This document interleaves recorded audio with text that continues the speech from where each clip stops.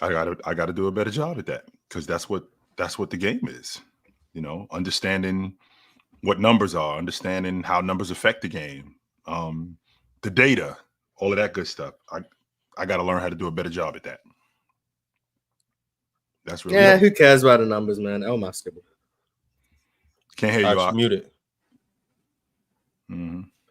Well, the biggest what ifs of this decade, we are going to get into that. We're going to talk about which players fell off, which players never got on and even started their NBA careers, which players had an injury and they never quite bounced back from it, which players got into other things that maybe derailed their career, gambling, alcoholism, jail, guns, Gilbert. And we'll talk about all of this good stuff, but the biggest what ifs of the century. So we'll get into that. In case you missed the PCL yesterday, it was very entertaining. We'll talk a little bit about that more on an episode. Some guys advanced, some guys unfortunately got sent home, but we will have the Final Four coming up very soon. As of right now, what's going on, chat? Like the video early, subscribe early, become a member early, and send super chats early. Speaking of which, my man Gandhi KV2 said the three-point line is removed from the NBA. How does the hierarchy change in the NBA? Top 10 lists, schemes, coverages. Who becomes unplayable? You know what? A lot of people are going to instantly see this and think Steph Curry. But what they don't understand is Steph Curry damn near shoot that three like people shoot the two anyway. So he would still be a game changer because you still got to get out there and get him. You know what I mean? So you got other guards too, Ox, who would be so much better if the 3-point line was moved in. I mean, I think we get not necessarily streaky shooters. I think we'd get more consistent shooters if the 3-point line was moved in. I think the shot selection would be a little bit better than what it is because people see Steph Curry and they think that everybody can do that. No, not everybody can do that. Not all. In fact, none of you dudes. Of all of you dudes out there, none of you dudes can do that. Not like that. As good as Kyrie Irving is, as good as Damian Lillard was, and Damian Lillard is awesome off the bounce. I won't argue that.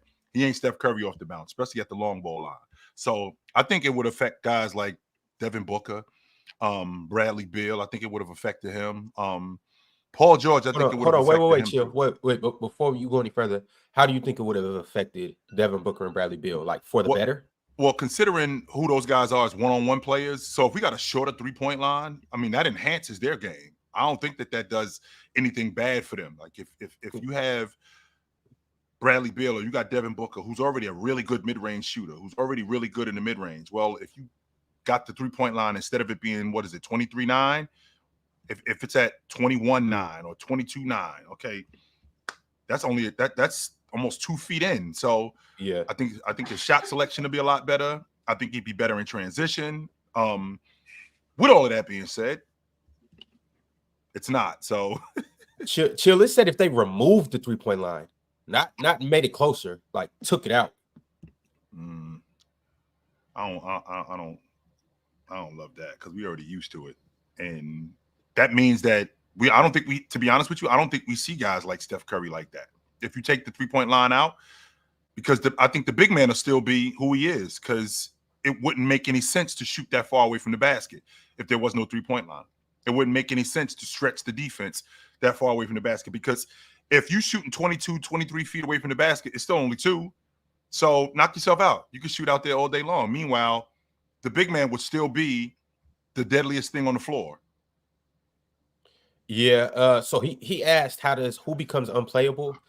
I actually kind of disagree with that a little bit, Chill, because obviously the game is played from the inside out now. You're trying to get the more higher percentage too, but then also you got to factor in the defense is going to be heavily sucked into the paint. Everybody's going to be in the paint like the old days and all of that good stuff.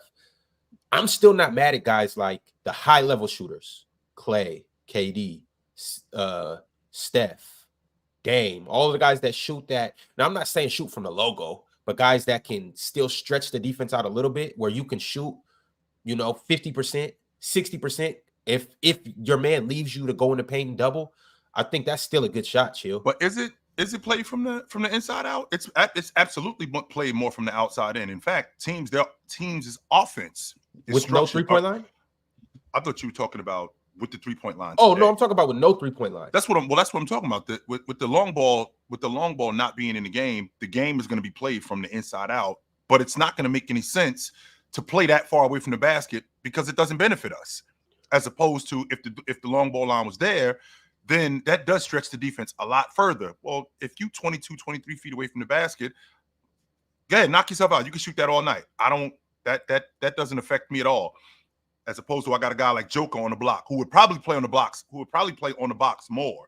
The reason why he plays where he plays, the reason why Joel Embiid plays where he plays, because the game got stretched out, courtesy of Steph Curry, Kyrie Irving, guys like that. That's why them dudes play away from the basket. If the 3-point line wasn't here, them dudes wouldn't get dragged out that far away from the goal, dragged out that far away from the basket. So the reason why the game is what it is today is because of the long ball line. So chill. That's what I'm saying. So let's say no 3-point line. Obviously, the game, just like in the old days, played from the out or from the inside out. Right. You got guys on the block. You got guys getting double, tripled. As a matter of fact, you got two bigs on the post like how it used to be. Remember the other bigs in the flats. One big with the ball. You got another dude at the top of the key, maybe at the elbow or whatever. Right. And then you got two other guys roaming. Thing about it is, let's say the two other guys roaming are, I'm gonna just use the most extreme example, Steph and Clay. Right. Now, obviously, it's no 3-point line, so they would still be shooting twos out there. Right. Do you leave Steph for a wide open? And I'm not saying it has to be fully a 3. We're probably gonna take 2 steps in. It might be a college 3 now. You still don't want to leave Steph open for a wide open college 2. No, you don't. I mean, he's gonna. What do you think Steph shoots wide open college 3-point line? Which is now it's a long mid. So I'll probably say 20 feet. Wide open. That's a layup. Wide open catch and shoot from 20 feet. Yeah. That's 50% plus. So it's not actually like I don't have the numbers for it, but that's 50%. No, I'm saying what do you project? At least 50%. So you have to guard him, right? Yes. I just don't think that the game would be pushed that far away from the basket because it wouldn't make sense. Like, why are we playing that far away from the basket when you have a big man who's dominant? When you got a big man who can score, it would be a much. In fact, we literally just had this conversation. We talked about analytics. That's why the game got pushed away from the basket as far as it did, because of the analytics. These shots are more high percentage shots if you're shooting the long ball. It's not as a higher percentage shot as shooting in the mid range. Well, you take the long ball line out the game, and what difference does it make for me to shoot that far away from the basket or in the mid range? I'm going to definitely play closer to the basket. We're not going to have the spacing that we have today, and we're not going to have as many guys shooting that far away from the basket like we do today. Reason why is because there's no benefit of it. Well, chat, I'm gonna give you guys a second to ponder and think on this, and let us know in the chat whether you guys think that it would be better for the 3-point line to be gone or the 3-point line to stay. While you're doing that, we're gonna take a quick breakfast break, and we'll be right back to talk about the biggest what ifs of this decade. What up, PC Nation? Warmer, sunnier days are calling. Fuel up for them with Factor's no prep, no mess meals. Meet your wellness goals in time for summer thanks to the menu of chef-crafted meals with options like Calorie Smart, Protein Plus, and Keto. Factor's fresh, never frozen meals are dietitian approved and ready to eat in just 2 minutes. So no matter how busy you are, you'll always have time to enjoy nutritious, great tasting meals. Make today the day you kickstart a new healthy routine. What are you waiting for? With 35 different meals and more than 60 add-ons to choose from every week, you'll always have new flavors to explore. Crush your wellness goals this July with dietitian-approved meals and ingredients that you can trust. Make your day delicious. From breakfast to dessert, stay fueled with easy, nutritious options. Treat yourself to restaurant-quality meals that feature premium ingredients like filet mignon, shrimp, and blackened salmon. Keep kitchen time to a minimum. Factor meals are ready in 2 minutes. No shopping, prepping, cooking, or cleaning up. Enjoy effortless support for your lifestyle. Choose from 6 menu preferences to help you manage calories, maximize protein intake, avoid meat, or simply eat well-balanced. Head to factormeals.com/playerschoice50 and use code playerschoice50 to get 50% off your first box plus 20% off your next month. That's code playerschoice50 at factormeals.com/playerschoice50. DraftKings.com/PlayersChoice50 to get 50% off your first box plus 20% off your next month while your subscription is active.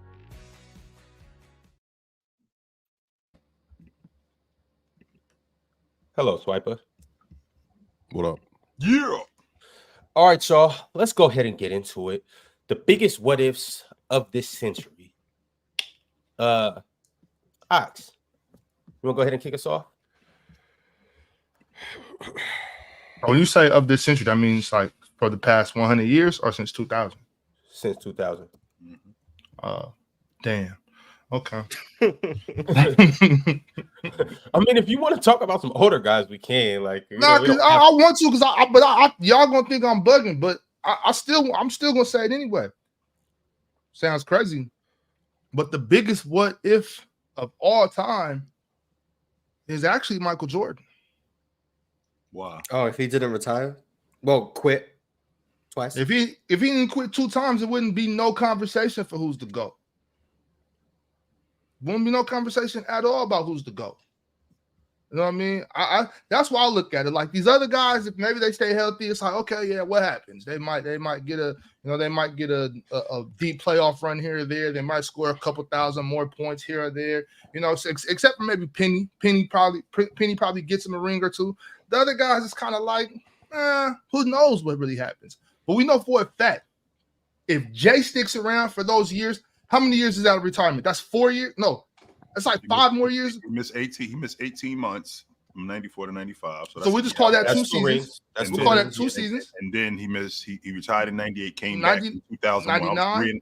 And he came back in 2001. So that's 3.5 years. That's what 5.5 years. So yeah. So we call it. Let's just call it 4 full seasons, right? 4. Okay. So 4 years. Yeah. And of that, I think he can get 3 rings. You know what I'm saying? So it's kind of like, if that man sticks around for those times, I think Jay's the biggest what if. I think Jay retired. If he wasn't such a degenerate in the mid 90s, stuck around and did his thing, you know what I mean? He would be undisputed the GOAT. There would be no conversation about is LeBron better or is this person or that person. That's the biggest what if of all time. If Jay wasn't a degenerate. I don't know, Ox. I think that him retiring in 1993 really helped him because. Like, what happens if they don't beat the Rockets? How we talking about Jay then? We can't duck that competition. You know what I'm saying? We you know. That's what I mean. I think they smoked the Rockets though. I know a lot of people say, "Oh, well, no, they beating the Rockets." They had a really difficult time with the Houston Rockets. Really difficult with them. And Chill, they at least go 1-1. Right, but at the least. Even if that's true, we still ain't talking about him like we talk about him now. If he has 7 rings, I know I am. I am 7 and 1. Well, I'm not one of those guys that does that 4 and 6 to LeBron thing. I don't do that. So no, I don't do that neither. Okay, but this is what I'm saying though. This is what I'm saying. If we're saying LeBron is the GOAT at 4 and 6, then why do we talk differently about Jordan at 7 and 1? Well, the argument 8 and 1 because he wins 99 too. Go ahead, Chill. The argument is. The argument is 6 and 0. That's the argument. The argument for him from the masses is the fact that he went 6 and 0 in the finals. They had a real tough time with the Houston Rockets, and the question is, you already saw that crew get broken up after Jordan retired. Even if Jordan was there, you saw them moving on. Like Horace Grant moved on. Even when Jordan left, he had moved on. So does that crew stay together? We don't know if that crew stays together. Does Jordan with the Rocket playing against the Rockets? Do they really beat them? Not once, but do they beat them at all? I mean, because the Rockets had a really favorable time with the Bulls. I mean, they couldn't do anything as much as you talk about Jay, they couldn't do anything with Olajuwon. And Phil Jackson was the dude who made it clear that he doesn't double. Robert Horry is on record talking about how he had a difficult time when he was with the Lakers dealing with Tim Duncan and he wouldn't double. So the idea that Olajuwon is playing against the Bulls, so he's got to go against Cartwright.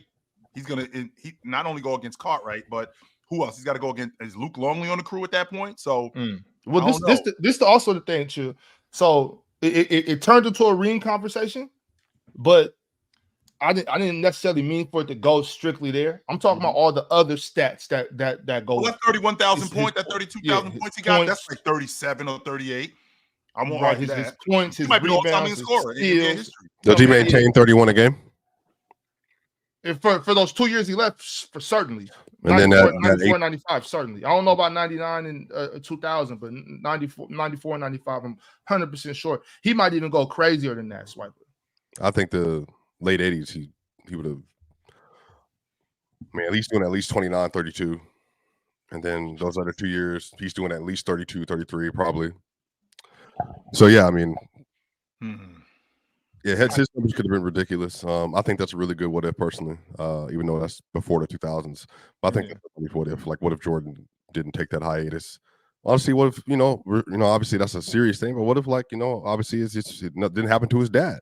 I think that had a lot to do with it. Like, you know what I mean? And it would have affected me. Like, if something like that would have happened. And he's already on record saying, the fact that his father passed away. No, he was murdered. Father was murdered.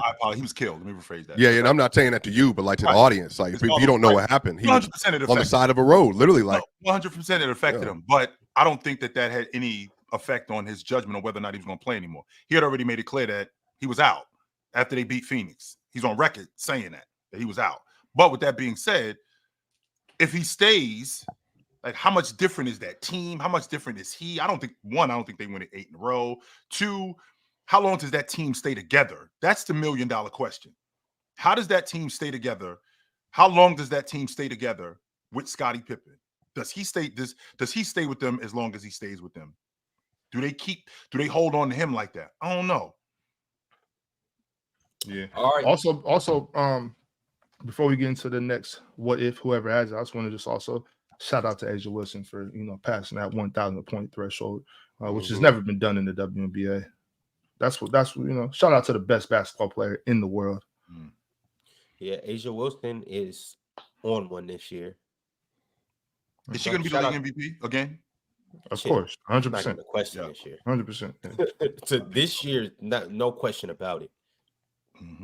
So shout out to her for cementing her legacy and also cementing her top spot in the WNBA without a question. It's not to be debated. But to move, no question about that. To move on, Mars, of this century, what's one of the biggest what ifs? What if the refs didn't cheat in the 2018 Western Conference Finals?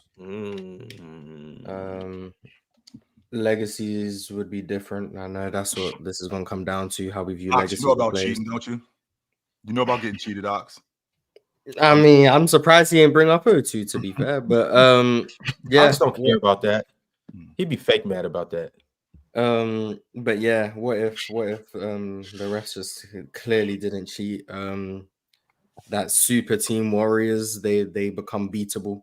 They're no longer viewed as this all-time juggernaut. Like, they're still going to be held in high regard, but the idea of being unbeatable will no longer be there. The Rockets obviously make the finals with their heavy push on analytics and Morey ball. James Harden goes without saying. Chris Paul goes without saying. LeBron doesn't have to play the Warriors in the finals, so maybe he wins, but more than likely he loses. James Harden is a champion. Chris Paul is a champion. It just changes a lot. It changes. Steph only has 3 rings. KD only has 1. Yeah, if the refs just ain't cheat, I think it's a hugely different landscape of the NBA, and I think James Harden will be viewed more favorably in the Dwayne Wade conversations. Not saying he'll be above Dwayne Wade, but for most people, he'll be viewed more favorably if he's an NBA champion and more than likely a Finals MVP, especially beating LeBron James. Knowing when you beat LeBron, either you get elevated to a higher level because that means you were unbeatable. Because if LeBron couldn't beat you, no one could beat you. That's how it works. So if James Harden succeeds with that, he's probably viewed in high regard. Chris Paul is probably viewed as consensus 3rd best point guard of all time by most people, as he's now a champion. It just changes a lot. So yeah, that's my biggest what if. The Rockets 2018 not being cheated with Kevin Durant. Wow. And yeah. you 100% confident that they beat the Cavs that year? I don't even think it's close. You think they smoked the Cavs? Destroy them. Wow. This is 18 or 17? 18. Mm-hmm. Yeah, Mars, I'll just have a tough time believing that LeBron James loses to James Harden and Chris Paul. That's my only thing. No, it's not LeBron James losing to James Harden and Chris Paul. It's the Cavs losing to the Rockets. That's the problem. It's not LeBron losing to James Harden. It's the Cavs losing to the Rockets. That's what's going to happen. And see, that's the thing, though, is it's like, even when you say like the Cavs versus the Raptors, when you break it all down, it's still LeBron James versus DeMar DeRozan and Kyle Lowry. Well, no, but plus sure. it was too much. It was too much evidence with James Harden in the playoffs against the Warriors. I mean, it was a lot of evidence with James Harden in the playoffs. And don't get me wrong. I mean, you and I have already had this conversation about James Harden playing good against the Warriors. He wasn't terrible, but to see him play the way he played against San Antonio, to see him play the way he played in the finals early on, when the idea was James Harden is young. No, this is really who he is in real life. This is, we're not letting him off the hook with this right here. This is really who he is. Mars, you and I definitely are different in that aspect. I don't think that they beat the Cavs. I don't. I do not think that they beat the Cavs, unfortunately. I have a hard time thinking the worst defense in the playoffs is stopping maybe the best offense in the playoffs. I just have a hard time believing that. But yeah, I mean, James Harden's built up the reputation he's got for right or wrong reasons. I mean, I guess it's interesting, like the 2012 finals gets held so much against him when he was a huge reason why they even got to the finals in the first place. But we just sweep that under the rug because he played bad in the finals, when in the conference finals against the Spurs, he was like the Thunder's second best player in that series. But it's no longer relevant because he played bad against Miami. The 2017 against the Spurs is one that I think anyone would give you. It was not good. That closeout game, no Kawhi, and he plays how he played. Everyone understands that. I've gone through the Warriors series. I'm not doing that again. But if they do beat the Warriors, then it's no longer, oh, he played bad against the Warriors. It's James Harden got past the Warriors. So that reputation is no longer even there anymore because he's now beat the Warriors. And then just having blind faith in LeBron to beat the Rockets in the finals because, LeBron versus James Harden. I mean, that's why you end up having people say, oh, well, LeBron's 4-6 because you keep expecting LeBron to just be able to beat teams by himself. But then when he loses 6 finals, it's, it's the team. It's a team game. It's not all about him. But then every time he's in a series, like, well, you're not beating LeBron. We're like, make up your mind. Either LeBron is winning these series single-handedly, but then that means he's also losing them. Or it's not an individual thing, and you can't just give him all the credit when they win. It doesn't make sense that you can be like, oh, well, they're not going to beat LeBron. And then when he loses another finals, it's, he didn't have enough help. Like, that just doesn't make sense to me. Like, the problem that we have with that, Mars, is that we've seen him get to the finals. We've seen him go deep in the playoffs with minimal help. So that's where that logic comes from. And lose. Right. Every time he got there, he lost. Right. When he did it with minimal help, he lost. And we've seen him do that. Now don't get me wrong, he didn't do that all the time. That didn't happen every time he was in the playoffs. It wasn't like he was by himself every time. That's just not true.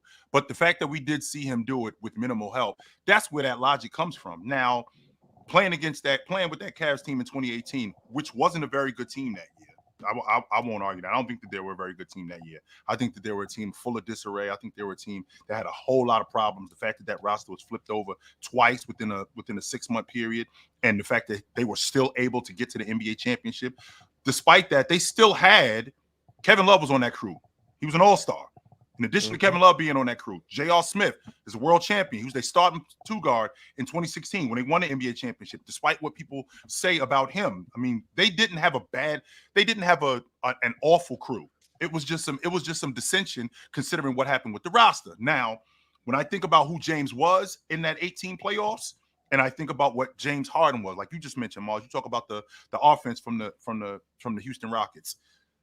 As good as that offense is, I didn't expect them to be as bad as they were in that game 7. I didn't expect, not game 7. That was in 18. That's correct. I didn't expect them to be that bad. So that kind of stuff happens with them. And James Harden did have a couple of stinkers in that series, not just that game. In that series, he had a couple of stinkers. Now, when I think about what the Cavs did going up against the East, in the East not being that good, that still doesn't mean that the confidence wasn't built. And they looked at the Houston Rockets like, we could beat them. Chris Paul at that point had a history of breaking down. He was already beat up in the playoffs as it was. What happens when they attack him? What happens if he breaks down again? I just have a difficult time with the way that James was, and with the Warriors getting bounced, him looking at Houston going, I don't know if we can beat them. He'd be looking at Houston going, we definitely beating them. Yeah, he'll have faith and lose. I mean, faith can get you so far, I guess. But the 2 times LeBron has got to the finals with minimal help is 07 and 18, and both of them ended up with the Cavs getting swept.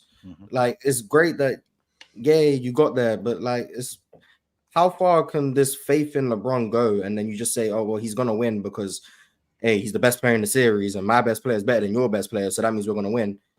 And then he inevitably loses because his team is clearly overmatched, and then it's, oh, well, he ain't have enough help. Like, if you're going to pick him to win the series every single time because he's the best player in the series, and then he loses, like anyone who isn't just blindly enamored with LeBron James would have seen they were going to lose, you can't then be like, oh, well, he didn't really have a chance, but you picked him to begin with because he's LeBron. Well, that just doesn't make sense. In 07 and 18, nobody was really picking LeBron like that. I know in 07 didn't nobody pick LeBron. And then in 18, because he didn't have the reputation yet. Well, yeah, and in 18, even in 18, with all the reputation he had, it was minimal people choosing LeBron to beat those Warriors teams. And if you were picking LeBron, it was because you absolutely were just hating on the Warriors, or you didn't want to. It's because you were glazing. They picked him. I vividly remember what was happening. This is the timeline of LeBron James finals appearances. 07.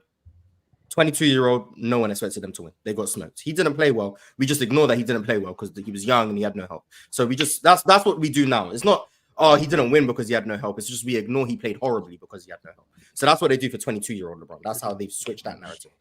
Then 2011, he was meant to win, even though LeBron fans are like, okay, we got to put that one up. We can't argue against that one. So 2011, yeah, that's tough. We lost. 2012, he was actually not favored to win. The Heat weren't favored to win because of how bad LeBron folded in 2011. The Thunder were actually the favorites, but like in hindsight, I mean, it was pretty obvious the Heat were better, but they weren't favored. So technically, you hear the LeBron fans bring up, LeBron's only been favored in the finals 3 times. You know why they say that? Because 2012, he wasn't favored statistically, even though anyone with a brain knows that he was a better team. So that one, cool. 2013, they picked LeBron, they picked the Heat. They won. Congratulations. 2014, even though the Spurs were the better team, everyone knew the Spurs were the better team. You know who people picked? Not the betting favorites. You know who the LeBron fans picked? The Heat. You know why? Because of LeBron James. Because the Spurs didn't have a superstar and the Heat had LeBron James. They picked the Heat and they lost. And then you know what happened? Oh, the Spurs, one of the best teams ever, moving the ball, beautiful, wonderful. I understand it. Cool. 2015 happens. Kyrie goes down in game 1. You know what happens? When the Cavs went up 2-1, they said LeBron was going to beat the Warriors. Then he doesn't beat the Warriors. Ah, man, Kyrie and Kevin Love weren't there. We weren't meant to win, blah, blah, blah. But they picked the Cavs. That's why they picked the Cavs. Were the Cavs picked to win that series? I don't remember. I'm talking about the LeBron guys. These people who pick LeBron blindly. I'm not talking about the consensus. I'm talking about them. It's just off the strength that he's on the crew. They win it. Them people. Just off the strength. When they went up 2-1, even without Kyrie and Kevin Love, they picked the Cavs. No, they picked LeBron. Let's keep it. They picked LeBron. Well, that's how fandom works, though. He actually had, and then I'm saying you can't have it both ways. I'm like, that's the fandom isn't rational. It's fanaticism. Okay, so I'm pointing out the irrationality. Right. Like, cool. 15, they picked LeBron. He lost. Oh well, LeBron ain't have help. He wasn't meant to win. 16, they picked LeBron. He came back 3-1. Oh, he's the GOAT now. That's what happened. 2016 made him the GOAT. Congratulations. 17, I remember that Christmas Day game. Kyrie made the game winner. You know what happens? I thought they had the Cavs got their number. They got them mentally. They're gonna win, even though they got blown out on MLK Day in January. We got that number. We got that number. The finals come around. They get destroyed. That wasn't fair. Man, it's a super team. It's a super team. Weren't meant to win, but they were still picking him. Getting blown out. But who? Getting blown out. That was. I'm trying to figure out. But who picked LeBron? And so you're saying the segment of LeBron fans, they picked LeBron in 2017, not the mass media. Well, but again, that's how any fan base works. The Cowboys, they pick the Cowboys to win. The 49ers are going to pick the 49ers to win, despite what happened. The Ravens, they're going to pick the Ravens to win. That's just the way it works, I think. And again, I'm not trying to push. I get what your overarching point is. You can't have it both ways. But I think that is the nuance of fandom. It is both ways. Like, it is both. I'm going to pick my favorite people to win, and then when they lose, because it's not based on rational thought process, there's context behind, well, if he would have had this, if he would have had that, then they would have won. But they truly shouldn't have been favored in the first place. But when you're just confident, that's just what it is. Like, I just have a belief about my team that this is how it should go. And then if it doesn't go that way, instead of actually blaming the product on the court or blaming the player for it, and again, it's not always blame needs to be attributed to. And you know this better than anybody, almost anybody. It's that when you believe something and it doesn't come to fruition, then you're always willing to apply context as to why it didn't happen. That's just it's the way. Never it's never black. It's never that black and white. It's not. It's never just they lost. No, it's never that. I mean, I guess of course they are. Cool. I mean, I guess. Okay, if me pointing out not even a disagreement. Yeah, if me pointing out rationality is just going to be met, well, hey, fans going to be irrational. I mean, all right, cool. Then I guess I just. Now, Mars, I will admit. Yeah, go ahead. Cool. I apologize, Mars. Now I will admit, in 17, I thought they had a shot. I did. I thought they had a real shot in 17. After what I saw on Christmas, I wasn't tripping on what happened when they got blown out. That was on the back end of a 5-game West Coast road trip. That was the game 5 of the West Coast road trip. So they got smoked. I thought they had a real good shot at beating them in 17. In 18, I thought they had no shot. That's why I was rooting for the Rockets. Sure, I was like, yo. In 17, I thought the Cavs had a shot too. I did. In 17, I thought they had a shot. Part of my shot was I hate the Warriors. Well, 17 and 18 is different. 17, they still had Kyrie. 17, they still had K-Love. 17, it was LeBron at his apex. And they still have no show. Well, I'm saying 17. But he also layered it and said that he was anti-Warriors at the time. Yeah. I was so anti-Warriors, anti-KD. Chile ain't say that. It was something. No, I did not. I said it. See, but I'm saying. Yeah, I know, but I'm saying like Chill was with you. He picked the Cavs. He had the Cavs too, and he didn't say that. So the point I'm making is in 18 though, because the whole argument started around 18. In 18, nobody believed that LeBron James by himself with no Kyrie, K-Love. Yeah, no one had them beating the Warriors. But even 2017, I don't think it's just me. Based on my recollection of those events, unless you were a true LeBron fan and had traveled all across the country for this man, or Warrior you haters, didn't actually. There was a lot of Warrior haters too. That yeah, but I'm saying, but that's also rooted in nothing that's real as well. Like I'm saying, like in reality, I don't know how many people actually thought that the Warriors with Kevin Durant and Steph and Clay and Dre and Iggy and the rest of that roster were getting beat by anybody. So I'm talking about when you have a fan base that's full of irrational people, which again is fandom. And then you have player fans in particular, which is why player fandom is a whole new thing that I am just getting accustomed to over the last 10 years or so, because that just wasn't the way it was. You were from a city, you supported that city, or in Chill's case, your parent or a loved one was a fan of it. No, I'm saying that's a real thing. Like, okay, all right, like some people, like my dad's from Baltimore, so like, I easily could have been a Ravens fan, and so I'm saying that's how it works. Like in player fandom, you follow, like to this day, when Warriors fans, if you talk to them right now, why did Steph Curry not make the playoffs? Why did Steph Curry fail in the second round in 23? It ain't because of Steph. It's because he had nobody around him to help. There was not adequate help on his team, even though Steph wasn't great in that series. And there's reasons why. In 2016, when he was hampered in the NBA Finals and all that, there's reasons why beyond injury, Steph folded down the stretch of that series. But player fans, they're not gonna like live in that reality. That's just the way it works. You know what I mean? So that's the thing, because I know Mars talks a lot about how can we say that a team was unbeatable, but then say, oh, we thought this team had a chance. For me, once Kevin Durant got there, I was like, nobody's beating them. But when I saw, like, for instance, when Kawhi was going crazy against him that time, I was like, oh, shit, maybe they can knock him off. And then when the Pelicans went and Drew and Rajon took care of Portland the way they did, I was like, damn, maybe they can make a run for it. But still, it was like nobody's beating this team though. Like I don't. There was never a chance. I thought the Cavs had a shot. Like it was just too much. The team had too much firepower, and they were great on defense. It wasn't happening. It wasn't happening. The Spurs actually had the formula. The Spurs actually had the formula, but go ahead, Ron. I'm sorry. We're gonna move on, but shout out to Pat Bev, Lou Will, and Tobias, because they held it down that first round series. But obviously, nobody was gonna beat that team. Y'all know who I am. Except the Rockets if they weren't cheered, but I'm Kevin Durant. All right, Chill. Biggest what if of the century, and also too, y'all know the drill. Like the video, subscribe, become a member. And speaking of members, y'all know I gotta shout out the top dogs here at PC in the membership tier. We got Cobra Son and Raditz, Multi Kenny, Arch, Jerry Allity, Hunting Gilgores, Kendall Daniels, and DG. Would love to have you guys up here for Hall of Fame Friday coming up. Chill. Biggest what if of the century. Who you got? If Derrick Rose doesn't get hurt, if Paul George doesn't get hurt, I think the Eastern Conference is way different than what it is from 2010 to 2019. Way different. I think the path to the NBA championship is way different than what it is. If you don't eliminate those guys, that Chicago Bulls team was on their way to doing something special. Jimmy Butler was young. What's the kid's name that went to the University of Florida? Joakim Noah. He was awesome.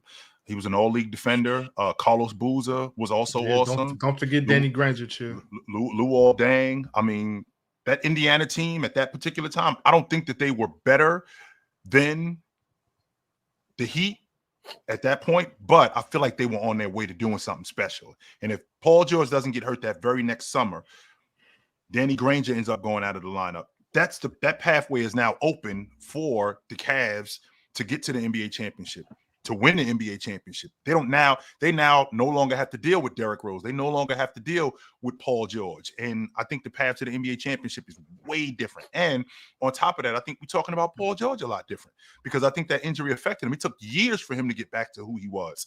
Derrick Rose never recovered from that. Never. Not only did he not ever recover from that, the Bulls didn't. The Bulls were a fringe playoff team at best. And Derrick Rose I don't think he ever made the All-Star team again. If he never gets hurt and he stays healthy, I think that Bulls team is definitely vying for an NBA championship. At minimum, they're in the finals. Same thing with that Indiana Pacers team. So now we got the Cavs, we got the Bulls, and we got the Pacers. All don't forget about the Raptors too, and the Raptors. But we got the Cavs, Bulls, and the Pacers all in the same division. This is not just the Eastern Conference, but they all in the same division, vying and fighting each other. Now, if we got that going on, I think the dynamic of teams change. Not only does the dynamic of teams change, I think players change from all over, not just the Eastern Conference, but in the NBA. You may have more players coming from the West to the East, considering how difficult the East would have been at that time. So I think that's the biggest what if. Yeah, I never actually thought of that one. That's actually a real good one. Like we've talked about Derrick Rose a lot. I think a lot of people talk about Derrick Rose. Yeah. I don't think Paul George gets talked about as much as a what if because he managed to bounce back and he had his best season of his career after that. He had multiple playoff runs. Hell, he's still playing right now. He's still got a shot at the title right now with Philly. Yeah. But no, I mean that is a major what if though. We just acknowledge in terms that. of we just acknowledging that he there. When he's saying that that's all. It is. We can acknowledge that the brother is alive, breathing, and on the roster. That's all we doing. We acknowledging that he there. Nothing more, nothing less. That's it.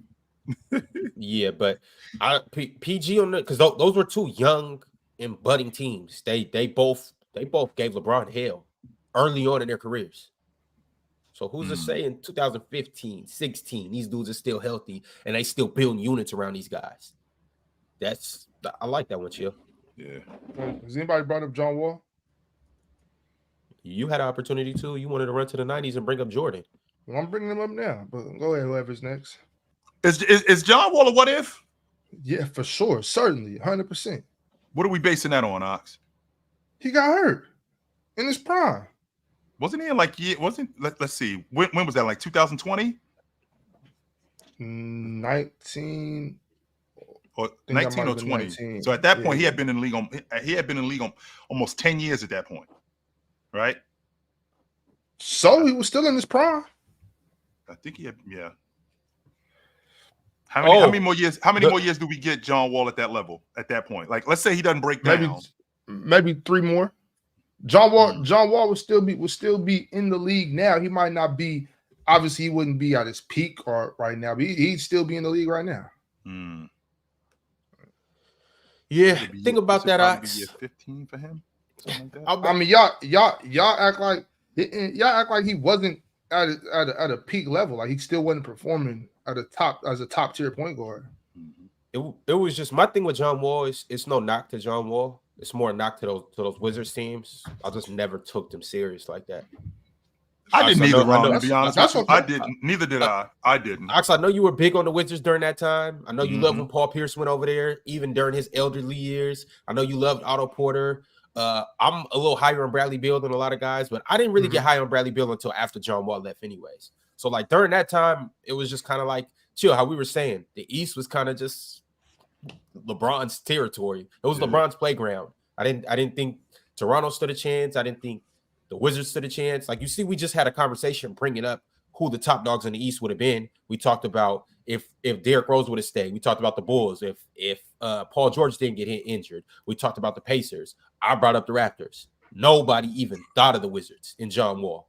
So, like, which is interesting, Ron, because was that a real conversation when we talk about backcourts at that time? Was that a real conversation of John Wall and Bradley Beal? Was that a real conversation? It was 100% of real conversation. Because when we talk about the better backcourts, DeMar DeRozan, Steph and Clay, Dame and CJ McCollum, was that a serious conversation between them, with them dudes really being in the conversation?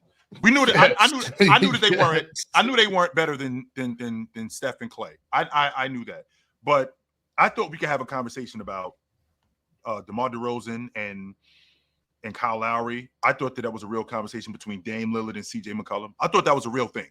I didn't think that was something that was just fluff. I didn't think that. No. That's because you got a brain and it works. Like, I mean, if you watch them two, that was definitely in that conversation. They were a top 5 backcourt without a doubt. Mm-hmm. Yeah, looking back on it though, like, there was a couple people in that conversation, but the conversation is similar to Asia Wilson and the second best person in the WNBA right now. It's a substantial gap. Like, it shouldn't have been a conversation. Obviously, we're gonna have NBA dialogue and stuff like that. But Steph and Clay cleared everybody. If we're talking about who's the best backcourt, but it was like one of those conversations, like when it was like a list thing, when people were like, oh, who's like the top 3 backcourts in the league, or who's the top 5? Yeah, like they were in there with CJ and Dame. I think they were better than Kyle and DeMar. So, you know what I'm saying, that's to me that I think they were for sure better than Kyle and DeMar. Yeah, for sure. Well, Swiper, what you got for us? If yesterday we were allowed to use playoffs and PCL in the first round, for sure. I was specifically told that we couldn't talk playoff because Luka had an injury, and so ruined the whole debate. Swiper, you let your contestant do. Nope, the chat believed it too. Ain't no one stopped you from talking playoff. Yeah, no, like sure. Swiper, you were. No, yeah, we can pretend. We can pretend that literally didn't throw it off, but it's cool. I'm good. I think I lost the third one. That's cool. I don't know how I won the second one. Whatever. Like, I should have never agreed to Bill Russell, Tim Duncan, because it's impossible to argue era because nobody cares about that. And still, I won.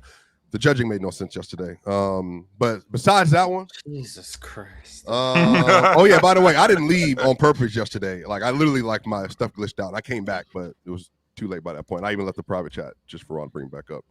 Swiper, you before you get into this, you literally were supposed to say you don't want to talk about the playoffs with your guy because your guy was trash in the playoffs. My guy you should have said me on the other hand.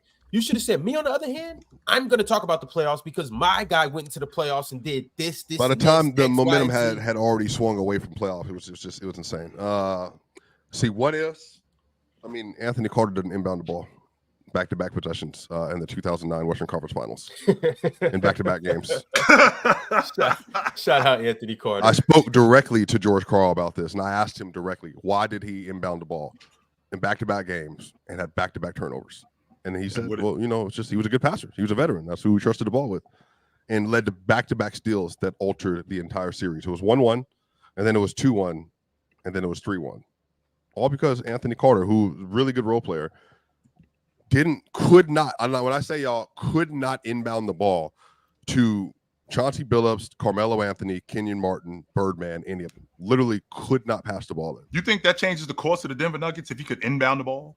If they could have ended the possession with the ball in their hand, yes. And chill, let me ask you this. When they were 1-1, remember, Melo was playing out of his mind the first 2 games of that series versus Kobe. And Kobe was playing really well too. 2009, but if they go up 2-1, yeah, that changes a lot because now it's like the series is different. The momentum and stuff is different, and then we're in a whole different situation.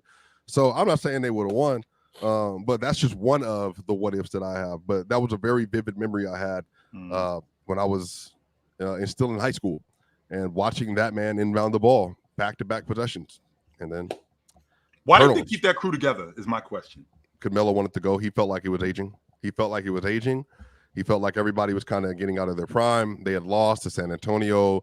They lost to the Lakers.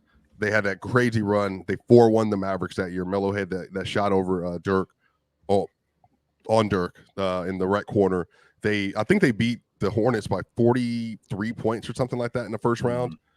They were going crazy. They was the best team they'd ever had outside of that Outlet English year. They just one of those things, bro. You ran into Kobe. I think that team was the most talented team in the NBA. They were just top to bottom. Their defense was spectacular. They had shot making and stuff as well. Yeah, Swiper, you know, at that time I was actively a Denver Nuggets fan. Actively, like Melo was my favorite player in the world. I love watching you guys' series. I rooted against you guys, against everybody.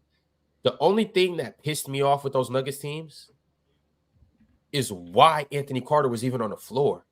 Anthony Carter and Chucky Atkins should not have been getting no minutes, period. Yeah, bro. I just I'm like, yo, you got Klaiser, you got J.R. Smith, you got Dante Jones, who I wasn't the highest on, but you got Dante Jones. He's a good defender. Yeah, I'm like, what? Ronaldo Balkman at that moment in time. I'm like, why? I did like Balkman. I remember him. I don't know. I remember he didn't get a lot of playing time. The Nuggets from 2004 to 2010, Lennis Kleiser was on the bench. Earl Boykin was coming off the bench. Chris Anderson, J.R. Smith. Like, they had some dudes. Like, and they were legitimate 6-man opportunities in JR. Earl Boykins got second, I think, in 6-man of the year one of those years. I forgot y'all had Big Shot too. Man, why Chauncey was there. Yeah, I know. Why the hell was Anthony Carter even playing? I don't know, bro. Let alone starting sometimes. I don't know. Dante Jones was the starting shooting guard. Him and Kobe were going at it consistently. I have no idea. Like, again, I asked him directly. He said that's just the way. He was a really good passer. He trusted him with the basketball, but it just didn't work out. With all due respect, Anthony Carter was garbage. I don't care what nobody said. He was garbage during that moment in time.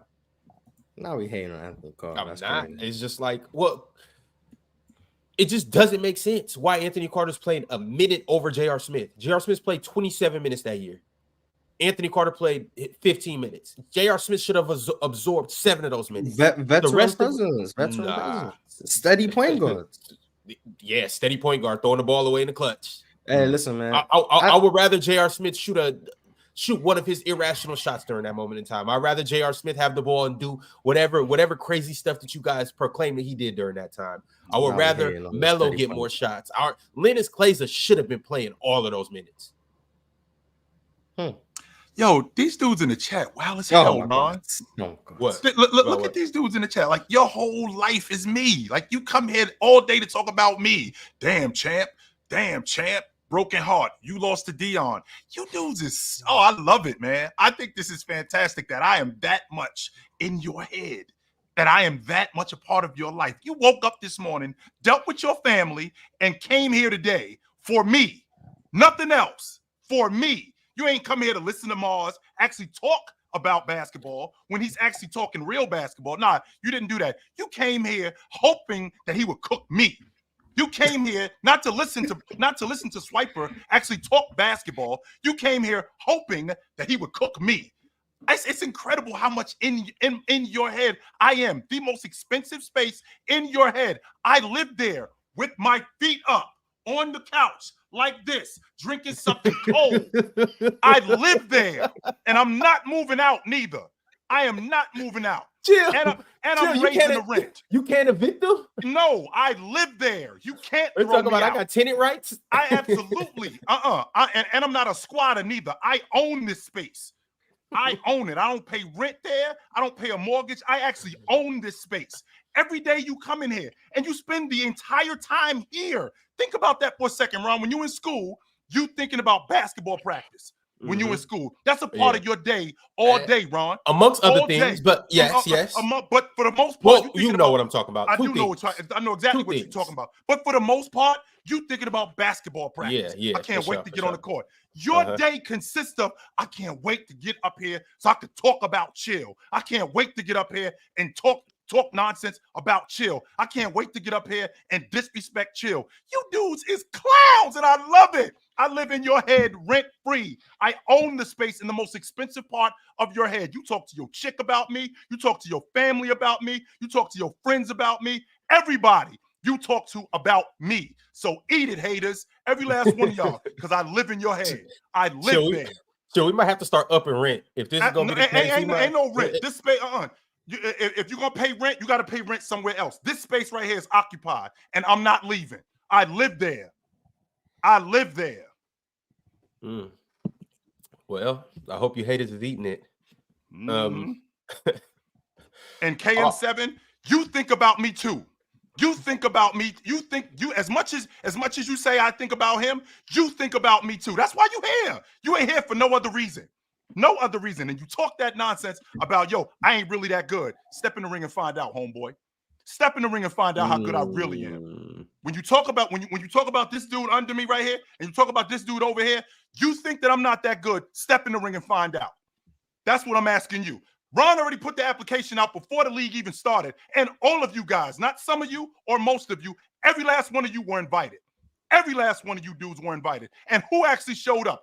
None of you dudes. None of y'all. So again, if you don't think that I'm that good, step in the ring and find out. That's how we get to the bottom of that. Because I can tell you right now, as good as Mars is, when Mars goes up against me, he know he got his hands full. Mars just can't show up and talk to me. Just like Swiper, when he goes up against me, Swiper know that he can't just talk to me. He has to know what he's talking about. You, on the other hand, none of you dudes actually have legit conversation. None of you dudes have legit logic. The stuff that you talk about every day when you talk, all you talk about is what everybody else says. So give me a break.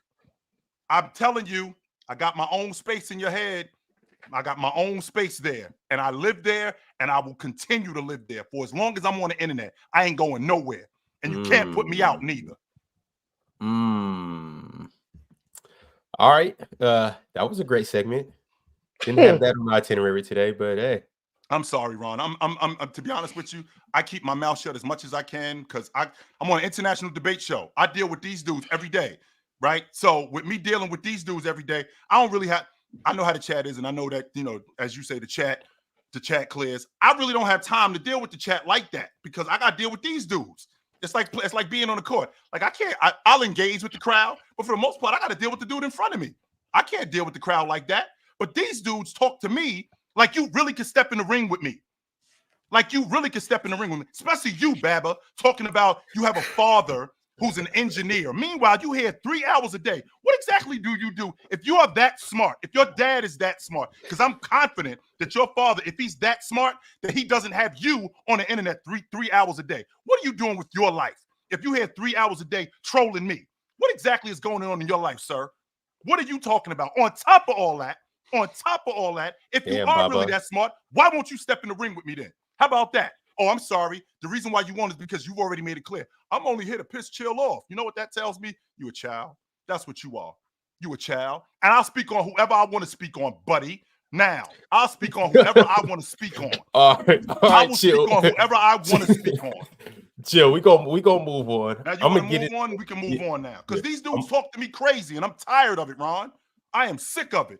Nah, I feel you, chill. Yo, y'all need to chill out, yo. We having good dialogue up here. We talking hoop. We getting in-depth conversations. We getting the conversations you ain't never gonna hear anywhere else. We talk about things that don't nobody talk about. So let's focus on that, chat. Let's focus on the good things. Let's focus on the conversation. Let's talk hoops. Let's cut out all the corny shit. Cut out all the disses. All the corny jokes. If y'all gonna joke on anybody, joke on this guy. I mean, my bad. Joke on me. All right. If you guys gonna clown on anybody, clown on me. All right. Leave everybody else out of this. Clown on me. All right, let's get into it. The next biggest what if, y'all know where I'm going. Me being a Seattle guy, me watching Brandon Roy grow up right down the street. My bad, Mars. Me being a Renton guy. There you go. Get it correct. watching Brandon Roy grow up right down the street. And obviously B Roy, he only played probably like 4 good seasons. He got Rookie of the Year. He was an All-Star his second year. Averaged 20 his third and fourth year. Had a great playoff series where he averaged damn near 27. He was on his way to being one of the better shooting guards. Well, he was one of the better shooting guards in the NBA, but he was on his way to really being one of them ones. And obviously he was derailed with knee injuries. But my biggest what if is obviously if he doesn't injure himself or have degenerative knees and fall off and all of that stuff. But also too, I'd be like, what if? Because I watched Brandon Roy all 4 years of college at University of Washington. I'm like, what if he played in this era and it was a one and done type of era? And he would have he just was at a least been local able guy to come right in. from the beginning, Ron. Like Yeah, he wasn't yeah. like he was so from high school to college to the pros, he was a region guy. Yeah. Right from the beginning. So Nice. I'll watch B Roy from the jump, and then on top of that, he went and played for the Trailblazers. The Trailblazers was right down the street too. So it's like he grew up in the Pacific Northwest his whole life, or he stayed up here his whole life. And so like my thing is like, what if not what if his career would have extended? He was drafted in 2006. You at least expect a guy to be, play 10 years of prime basketball or good basketball. So what if he would have played until 2016? How are we looking at B Roy? But also too, what if he gets in 3 years earlier? What if he's one and done like he should have, or like he would have been if college just wasn't how it was back then? Well, let me ask you this, Ron. So they ended up getting Brandon Roy in 06. So he was in the 06 draft. They end up getting why am I forgetting the big fella's name from Ohio State? Greg Oden. They already had. Did they already have LaMarcus Aldridge? They already had LaMarcus Aldridge at that point. LaMarcus got there in 06. Yeah. He got there in 06 with Brandon Roy. Yeah, he came with Brandon Roy. Yeah. Right. So he got there. So he got there with Brandon Roy. Now you get Greg Oden. If he's not made of glass, because Kobe Bryant had already endorsed Brandon Roy. He made it clear that I have some of the. It's almost like what Jordan said about Mitch Richmond when he said that he's one of the toughest guys. He's one of the toughest guys that I've ever had to deal with. Bryant said the same thing about Brandon Roy. He's one of the toughest guys that I've ever had to deal with. Which, Ron, I've said this to you. I've already told you. I was in the building that night. He put 50 on Phoenix, and I'm trying to figure out what's going on with this dude. Like, he doesn't blow me away with his athleticism, but he knows exactly what he want to do. He knows exactly where he knows exactly what he wants to do. He knows exactly how to get to where he needs to get to. He knows exactly when he wants to go. You're not going to speed him up. He's kind of got that SGA pace about him. He's got the where you're not going to speed me up. You're not going to slow me down. I'm going to play exactly the way I want to play. And it's not, I don't play above the rim, but you can't do anything to stop me. Had he been able to hold up, he definitely would have been one of the better two guards of the generation. Definitely. That's also the thing, though, too, Chill. He had deceptive athleticism. It just it looked like he was moving slow, but he was blowing by people. He got to where he wanted to get to, and he would go and throw it over the top every now and then. Not even every now and then. I watched. That's the thing. People in the hoop. That's what I was about to say, Ron. Like and again, I'm on the East Coast at that point, and I hadn't seen him throw it over anybody like that. So you haven't seen none of the highlights of him dunking on people? Yeah, that's what I'm saying. That's why I wasn't really. Yeah, that's why I wasn't really like, yeah, what's going on with this dude? I mean, when I was in the building that night when they played Phoenix and he put 50 on him, he had one down the gut where he punched it, and I wasn't blown away. Like, okay, all right, but I'm looking up at the scoreboard, 42, 46. Like, this guy is awesome. This guy is awesome. Yeah, but that's one of my biggest what ifs is B Roy. And Chill, it wasn't just the Kobe stamp of approval. It was one of the better defenders in the league that time too. Ron Artest saying that this is my hardest matchup in the NBA is guarding B Roy. Not Kobe, not Max Sauce, not Melo, not Dirk, and like Ron Artest is Ron Artest. He every night he got a guard. He's up against it every night. And he said B Roy. So like just another thing, man. Just another thing. But my man Arch sent through $100 super chat. He said, I don't know what the F happened. I just got here, but I want to say chill. We all appreciate you and Ron. Ban these weirdos. Arch, you spelled weirdos wrong. So if you want to send another $100 super chat spelling weirdos correctly, we'd appreciate it. And just putting it out there. If you want to, obviously. It's up to you. But all right. I got a list of a few different NBA what ifs that I just want to throw out there. And then we're going to get into these super chats. And then we're going to continue to have a good show. What if Curry was traded to the Bucks? Oh, for Boga, right? That was the trade? I think so. I don't know. I just got a list of that was a real thing too, by the way. That was going on. That was a real conversation that he could possibly. What year was this? I want to say 12. Okay, maybe 12. Yeah, that's what I was thinking. I might be wrong, Mars. Don't quote me on that. I was thinking 12. Sounds reasonable when he was dealing with injuries. 12 sounds reasonable. Yeah, it was before he blew up, basically. Right. So one of those years. The foresight of the Warriors, though, to see the foresight of the Warriors to see both Clay and Steph as the future, and to move off of what's the guy's name? Monte Ellis. Monte. I was about to say Dante. Monte Ellis. The foresight to move off of him, even though he was like 25, 26 a game. And Monte the foresight nice to go hell right there. As hell, Ron. Woo. And for them to go, nah, we good. We're going to go with the bigger two guard. We're going to go with the long ball shooter because that's the future. That's huge. You know what, Ron? That's huge. That's huge cojones. I was a huge Monte Ellis fan. Like, I loved Monte. Mars, the efficiency might not have been that good and all of this other stuff. But when it just comes down to, bro, Monte was 5'8", playing the two, going up against Kobe. We just mentioned all these guys. B-Roy, D-Wade, and giving it to everybody. Yeah. Monte was different, but at the same time, like he wasn't necessarily a star, but he was just one of them guys where he coming in and he gonna give y'all 20, 30 every single night. This is the same dude, Ron, that people thought he made a mistake because he came out of high school too. He didn't get drafted. Yeah. He didn't get drafted. He ended up getting on a roster. Yeah, he ended up getting on a roster. And now, did he take it a little bit too far by saying, "Yo, I'm the same as Dwayne Wade"? I think that's a little bit of a reach. I don't know, my man. I don't know if he was that nice. I ain't saying he wasn't nice. Monte was cold though. I ain't saying that you wasn't nice, but I don't know if he was that nice. I think that might be a little bit extra right there. But dude was definitely that dude. I won't argue that. All right. What if Toronto drafted Giannis?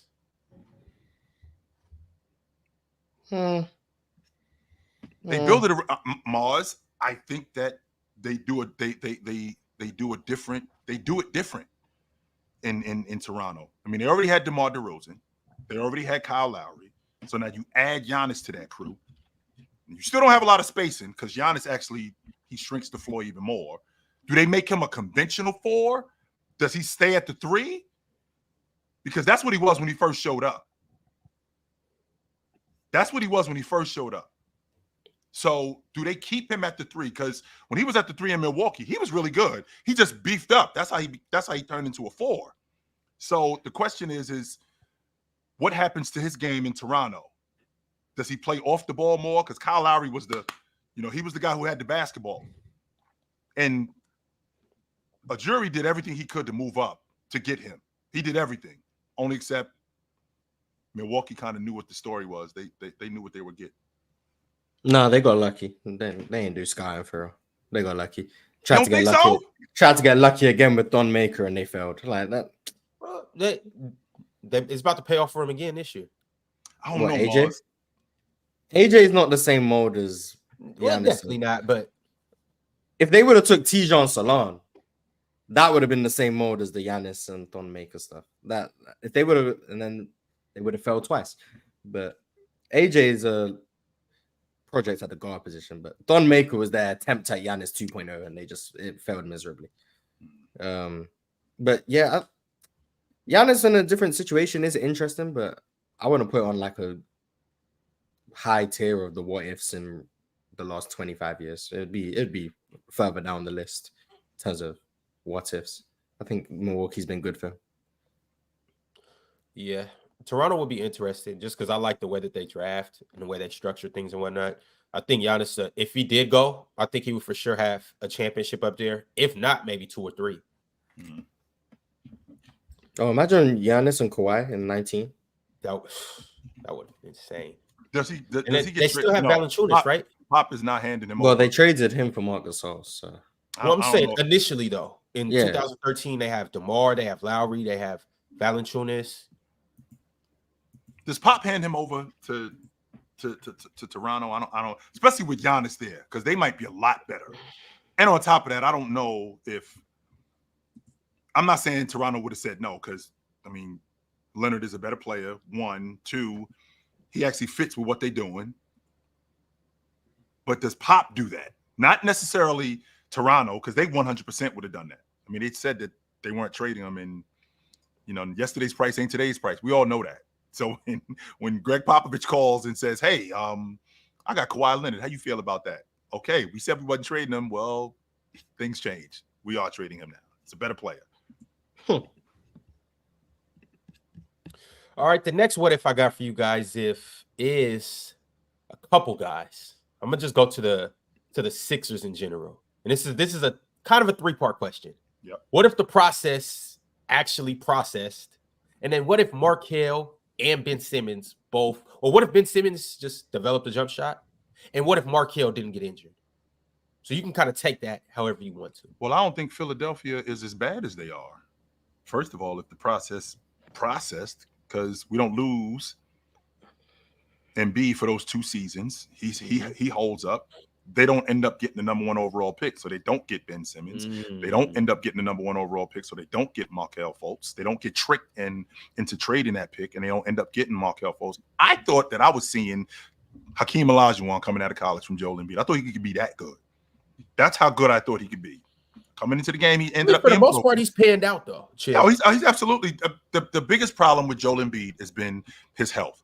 Yeah, that's been it more than anything. Sure, he's got a difficult time passing out the post, but to Swiper's point, Swiper, if me not being able to pass out the post not make me the best player in the game, then Olajuwon wasn't the best player in the game either. That's not just Joel Embiid's issues. No, he's got other issues, 100%. But you brought that part up. You brought up Joel Embiid not being able to process the defense and being able to pass out of the post, which has been a problem for him in the past. He's gotten better at it. I mean, do you think it matters if you're a negative playmaker in the playoffs? I do think that matters. But now remember, this is the first time he's gotten with Coach Nurse, who put him in a different offense and put him in a different space. And I think that we're comparing. I think we're trying to compare his passing ability to Joker. No, we're not. I just want to make sure that I'm not trying. No one brings up Joker. I think when people look at me, they like Jokic. I didn't even got the poster up there no more. It's Jordan and Magic. I just want to make sure. I just want to make sure that that's not the consensus. At least over here, it's not. I don't. Can you pass like Sabonis to start? Can you do that? Can you do a bounce pass? Can you do a DHO? He could do the basic stuff. Yes, he can do a DHO. Yes, he could do the basic stuff. Yes, 100% he could do the basic stuff. Now, with this especially in this offense with Nick Nurse, this is the first time that there's been that much action where he's got a process. He never had to do that before. When he was with Doc Rivers, most of that stuff was 5 out, dribble handoffs. Very rarely did he get the ball on the block and it was action off the basketball. That wasn't going on. When he gets with Nick Nurse, now there's actual cross action.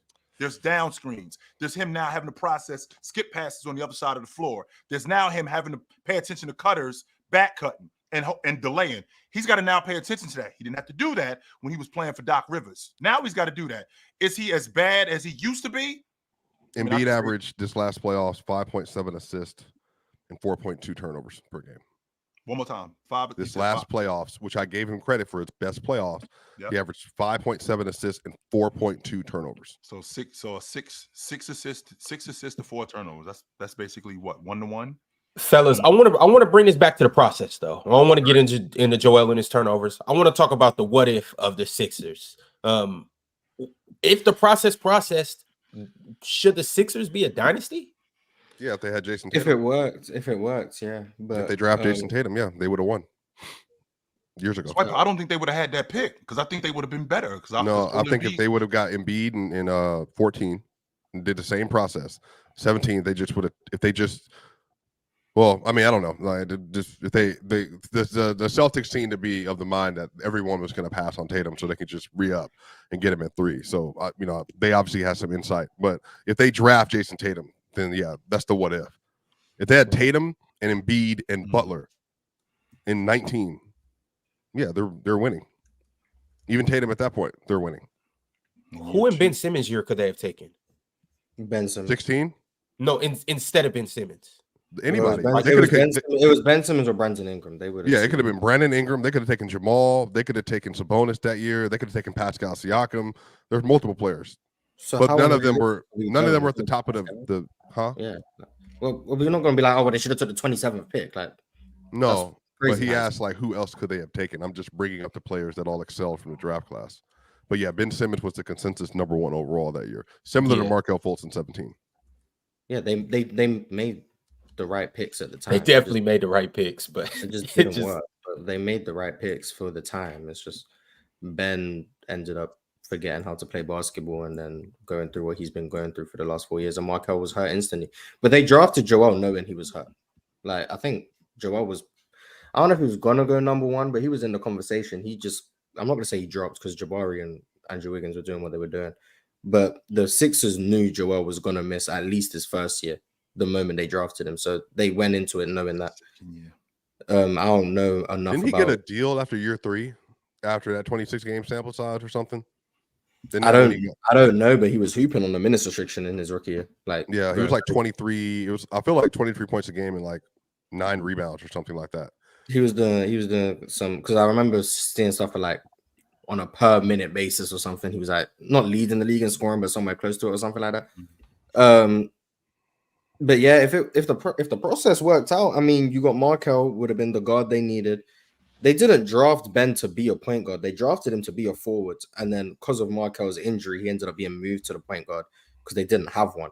But Markel was meant to be that point guard and Ben was just meant to be a wing, like a point forward type.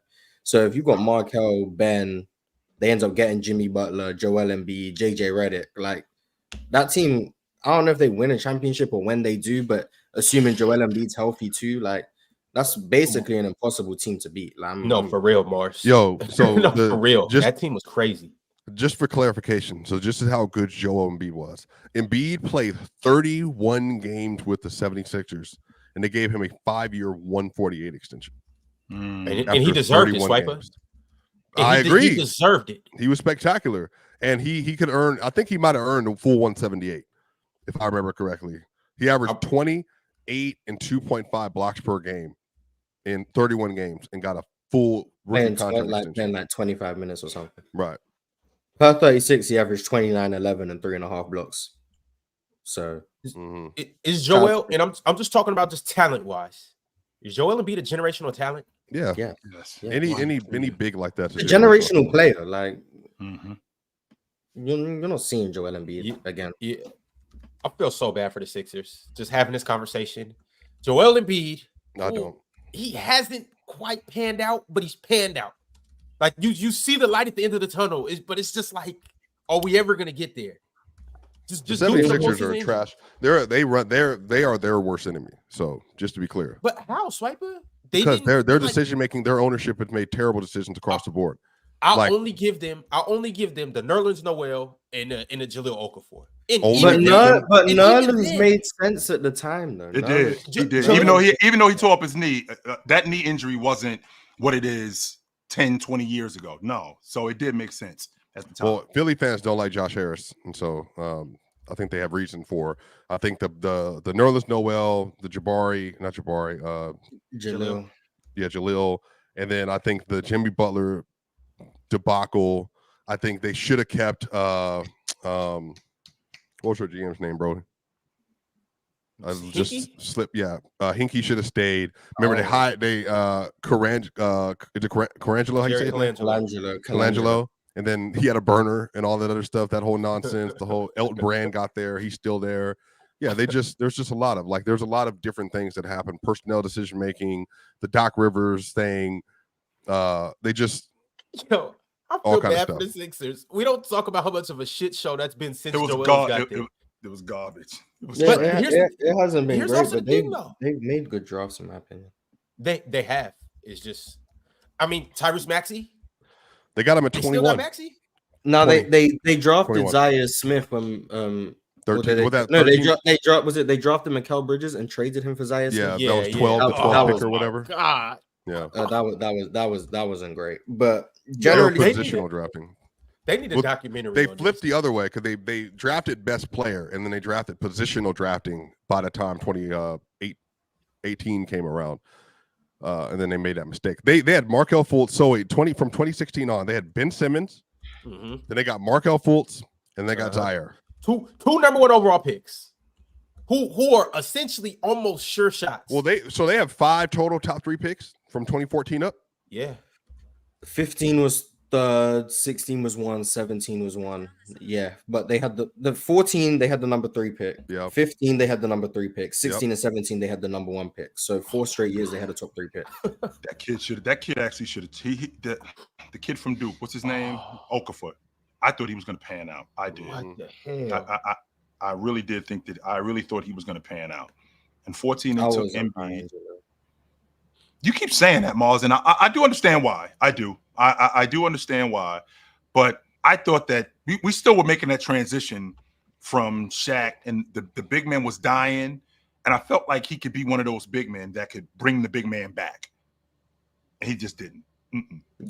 Yeah, I mean, he's one of them. I was right. Like I wasn't huge on him, but I was all the way bought in on Ben and Markel, and that just didn't work out. So on those 3 straight years, I guess I'm shooting 1 for 3.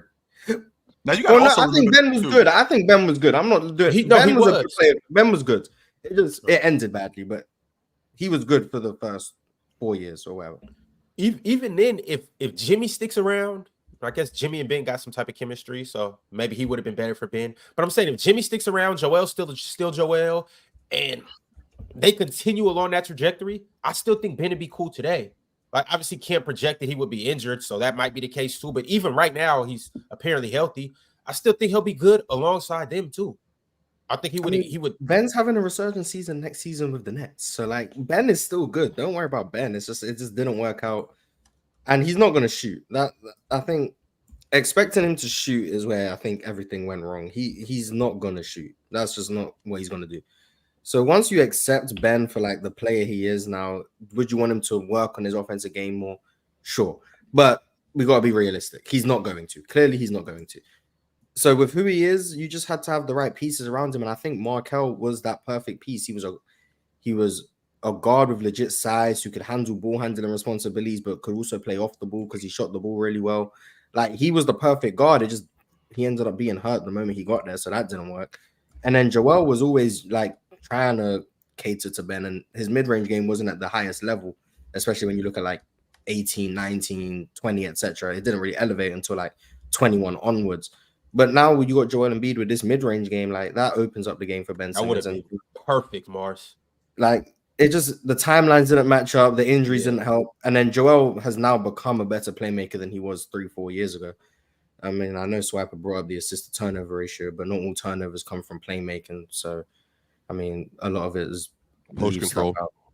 I mean, yeah, sometimes he loses his handle, sometimes like post control, like you said, double team. Like, he struggles with some things, but also his turnover numbers in the 6-game series is heavily skewed by the fact he had that 9 or 10 turnover game. Generally speaking, he was actually pretty solid in terms of turnovers over the course of the playoffs. He just had that one bad turnover game that brought his average up to about 4 or whatever you said. You talking about this year?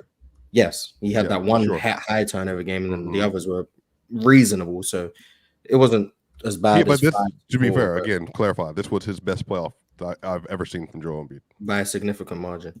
But yeah, I think Joel, everything that I think could have gone wrong for the Sixers, like, it went wrong. Like, Jalil didn't work out.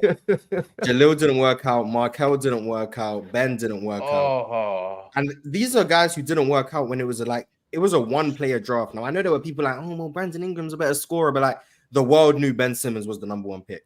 People were like, well, Lonzo's doing what he's doing, and Jason Tatum's looking good at Duke, but the world knew Markel was the number 1 pick. They made the right pick. It just didn't work out, and sometimes that's how it goes. So, like, even Jalil and Nerlens Noel. Well, think about this, Mars. But I was right about Jalil, so that's cool. But Nerlens was another one. Like, defensively, he was really good, but offensively, he was just bad. And it was like, we can't have him out there when we got, and then Joel comes along, and Joel's just clearly better than him. So, like, we don't really need Nerlens anymore. But and then remember, that was during the time too where the NBA hadn't yet shifted. People were still playing 2 bigs. The double big. Still had it. Yeah. So it hadn't quite. Steph Curry and Clay were Steph Curry and Clay, but the Warriors also didn't help. The Sixers probably would have ran 2 bigs, but the Warriors coming along, it's like, yeah, we can't have Joel at the 4. We just can't do that. So you know what? We're just gonna have to go with the 1 big. Joel's clearly better. Jalil's minutes went down instantly his second year. Rightfully so, because he wasn't that good. But like, I think they made the right, like, even though I wasn't high on Jalil being the 3rd pick, because everyone knew Kat, D'Lo, and Jalil were the top 3 picks. Whoever was available, the Sixers were going to take. Jalil just happened to be the one to fall to 3. Like, that was still the right pick. Like, they made the safe picks. It just turns out the safe picks had a bit of risk to them too, and it didn't work out. But like, I can't blame them for what they did in the draft. Like, they made the picks that made sense. It just, in hindsight, I guess it didn't make sense. But well, when you think about, if you think about what Philly did, I mean, how many franchises could have the number 1 pick in the draft twice in 3 years and lose those guys and not have them? Like, they ain't have Joel Embiid for 2 years, and then they lose Ben Simmons for a season. Like that could basically cripple a franchise. The fact that they did what they did and were able, I mean, Joel Embiid was able to be as good as he was, actually made them respectable. But most franchises, when you have the number 1 pick in the draft in 14, then in 16, and then you didn't have those guys for 3 years. Don't forget, Joel Embiid didn't play those first 2 years, and Ben Simmons didn't play in 16. So them guys are not playing. And you got so essentially those were wasted draft picks at that time, because we don't know if Joel Embiid's actually going to turn out to be a player. We don't know what the story is with Ben Simmons. He had a broken foot. Is this guy made of glass? Do we have the same problem that we had with Joel Embiid with him? And then you get tricked into taking Markelle Fultz instead of Jason Tatum, and then that actually makes it worse. So, damn. Even we keep bringing up Markelle. March, you just brought up Lonzo. What if they would have got De'Aaron? Like that's another guy. That would have been crazy too. Well, De'Aaron was really bad to start. Like it took him a couple years. Well, a year and a bit. But like there was options, but I'm not in the business of like, oh, they should have drafted this guy, because at the time they made the right picks. No, they did 100%. So it's like, yeah, I mean, now in hindsight, De'Aaron's probably the best guard in that draft, unless I'm missing someone. Jason Tatum is the best player in that draft. I don't think I'm missing anyone. But like at the time, Markelle was the pick, and it made sense for their team construction. It made sense for what they needed, and it made sense just from a talent perspective. It just didn't work. Same thing with Ben Simmons. Ben Simmons. It's also impossible to predict off-court issues that were directly affecting you, and Markelle had a lot of stuff going on. Yeah, like, well, I don't know, but I'm gonna take Swiper's word. But yeah, like it's things just went wrong for the Sixers. There's a lot of what ifs in terms of the last like 10 years of the Sixers franchise. A lot of them. But here's also the thing too with the Sixers is I don't know if you guys technically want to say that the process is over or the chapter's closed or whatever. It's over. But they still do happen to be, and I just brought it up and I shot it down, but I'm still high on the Sixers. They still got Tyrese Maxey. They just got Paul George. Which shout out Tyrese Maxey. He was the last pick that they got right. But they got Tyrese Maxey. Joel is still Joel. Top 5 player in the NBA. Some people have him top 3. Is this the last iteration of the process? The process is done. It's just a new era. This is just the Sixers. This ain't the process anymore. When Ben left, the process was done. Well, see, I think it's because the process started with Joel. Joel Embiid, the last one standing. Everyone else is gone. That's what I'm saying. Respect Tyrese Maxey. Tyrese Maxey isn't part of the process. Tyrese Maxey how is he not? Different era. Because the process ended when they stopped tanking. They got Maxey through an OKC pick. Well, no, not an OKC pick, but they got Tyrese Maxey through that Mike Muscala shot. Like that ain't got nothing to do with the Sixers. Like that's not part of the process. That's just you drafted him, cool, but like that's not why they got him. This is why I'm saying the process is still going, because Joel started the process. So the process doesn't end until either Joel goes to another team or until he retires or until something else happens. Nah, the process started when they traded Drew. And then they got Nerlens Noel and Joel, right? Both of them in the same draft? Did they? 2014, right? Or was Nerlens 20? No, Nerlens was 2013, right? They got Nerlens before Joel? After. I thought 15. It was Joel Nerlens. Nerlens was 15? It was Nerlens. Remember, Nerlens, I think, came out with Cat. If I remember correctly. No, there's no way. No, there's what year did Cat came out? 17? Cat was 15. There's no Nerlens was 13. There's no way. Nerlens, yeah, it was Nerlens and Joel, and then it was Nerlens was drafted in 2013. Nerlens was the start of it. Nerlens was the first pick. Oh, because he missed his first year. Yeah, because he had the torn ACL. They just kept doing it. That's right. It was 3 straight. Well, so Nerlens started. So yeah, the start of the process ain't even there no more. So Ron, the process is still there. No. The self-dub process is still on the team. With. Ron's point was about who it started with. It started. It started with Joel too. Like it started with all of them guys. It started with them. So not all of them guys. Oh, Philly didn't draft him. They traded for him on draft night. Yeah, on draft night. Yeah, they traded for him. Chill. What's happening right now? The New Orleans. Because I played the 2K14 micro a lot. That's how I know Nerlens was 13. He got drafted to the New Orleans Pelicans. Yes, the New Orleans Pelicans. But then he got traded for the Alfred Payton pick. He was 10, I think. So, like, the Sixers effectively drafted Nerlens Noel. So Nerlens was the start of it, and then it was Joel, then it was Jalil, then it was Ben, then it was Markel. Those were the process picks, and then everyone else after that is no longer the process picks because they were no longer tanking. So, all right, y'all. Well, hopefully the Sixers can get it together sometime soon. If not, this will be one of the biggest failures ever. Are we done with the what if? I'm gonna get into the super chats because it's some what ifs in the super chats. You guys got some more? yeah, I got a couple. All right, cool. I'm gonna dive into the super chats. Here's some what ifs from the people, and then we'll continue this what if train. But to start out with, Mo said, "Salute PC, Dub Show, Dub Mars, Dub Harden." Facts, dub me. Tyler T has been a member for 6 months. He said, "Hope everyone has had a great weekend." Absolutely, yo. Not daily anymore, but Jokic better and Celtics back to back. Accurate. Here we go. I got some what ifs. Before I get to that, though, LaFlame said Swiper absolutely was robbed last night. Should have won 3-0, and September chill is still in full effect. I don't think I should have won the one I won. I was cool with the last one. The first one, absolutely, I should have won. And he was wrong about this. Lost the Bill Russell Tim Duncan one? I remember, Mars, be honest. You've heard me talk a lot. That was probably the least enthused I've ever been about a topic that we've debated.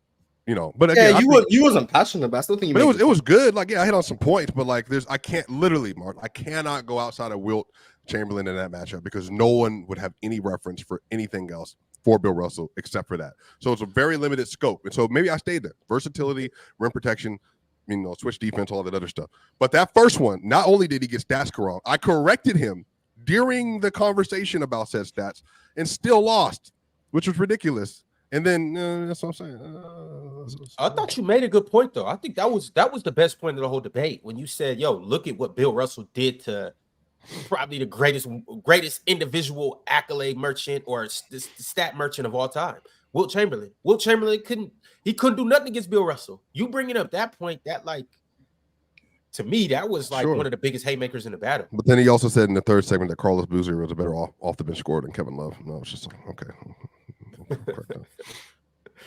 All right. Well, Julius Irvin sent through the super chat. He said, "Great point, Ox. What if he goes to LA with Phil Jackson and Shaq and Kobe? What if he was a ring chaser and a team hopper like you know who?" Talking about Michael Jordan when he retired. Yeah, I'm saying. Which is now Ox put up a really good point. Why is that ridiculous if dudes at the end of their career ring chase? And I don't mean I'm going from team to team to team to team.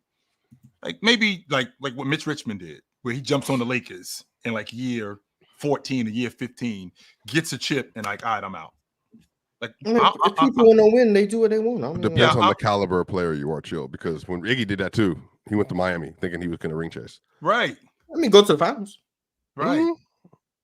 And then went back to the Warriors and won. Mm-hmm. So I don't think there's any. Right. I don't think there's anything. Denver too. Don't forget about Denver in there. No. He didn't. He sabotaged him. He did. He told his cousin. Yeah. George Karl brought this up again. Told his cousin during Game 5 to go tell Steve Kerr that he wants to be with the Golden State Warriors in the playoffs last year. In the 2012-13 playoffs, first round, sent his cousin to the other coach during Game 5. Hey, do what you gotta do, Iggy. I respect it. But ring chasing is I remember there was a TikTok clip a while ago of it was either me saying or just the panel in general. We said LeBron's a ring chaser, and people just got offended. But it's 100% he is. He's building these teams to try and win championships. Yes, 100%. He's trying to win championships. Yeah, and it's not hard to figure out why. It's because LeBron considers himself the greatest of all time, but he wants to win. So these all-time greats who, for obviously the legacy discussions and stuff, they understand how legacy is impacted by championships and they want to win them. So ring chasing is seen as a slur. I don't know why, but yes, they want to win. They're going to try and put themselves in the best position to win. We've gone past the days where franchises can just be incompetent for 15 years and a player will just stick it out because, loyal to the soil. We've gone past that. These guys are going to want to win championships. Now, does that mean everyone's a ring chaser? No, but there are guys who are ring chasers. LeBron's one of them. KD's been chasing rings. Steph is still chasing rings right now. You keep saying, I'm trying to win. I'm trying to win. I'm trying to win. We'll see if he stays in Golden State because obviously they are not going to win. But like, he's gonna stay there, Mars. All these guys are chasing rings. Like, it's Mars, but you know what it is? It's nothing wrong with ring chasing. Nobody chastises ring chasing. Nobody shits on people that ring chase unless you're a top 10 player in the NBA. Maybe even just top 5. But if you're that, then everybody wants you to stay with your team, and they think people should come to you, and they think the team should build and trade around you. They will get mad at you if you do that, unless you are the guy that people come to. So nobody talks shit about D-Wade. Why? Because Chris Bosh and LeBron James went to the Heat. Actually, nobody talks shit about Chris Bosh. Think about it. Has anybody slandered Chris Bosh for going to the Heat? No. Well, only he did the same thing as LeBron. Only people Nobody that knew slanders that him. he wasn't supposed to be there. The only people that slander Bosh are the people that knew he wasn't supposed to be there. Bosh was the third wheel that never got invited and then got invited. Damn. It was supposed to be Carmelo. That was the way it was supposed to work. But Melo signed a 5-year, not a 3-year. But Bosh, again, was never considered a top 5 player, so no one cared.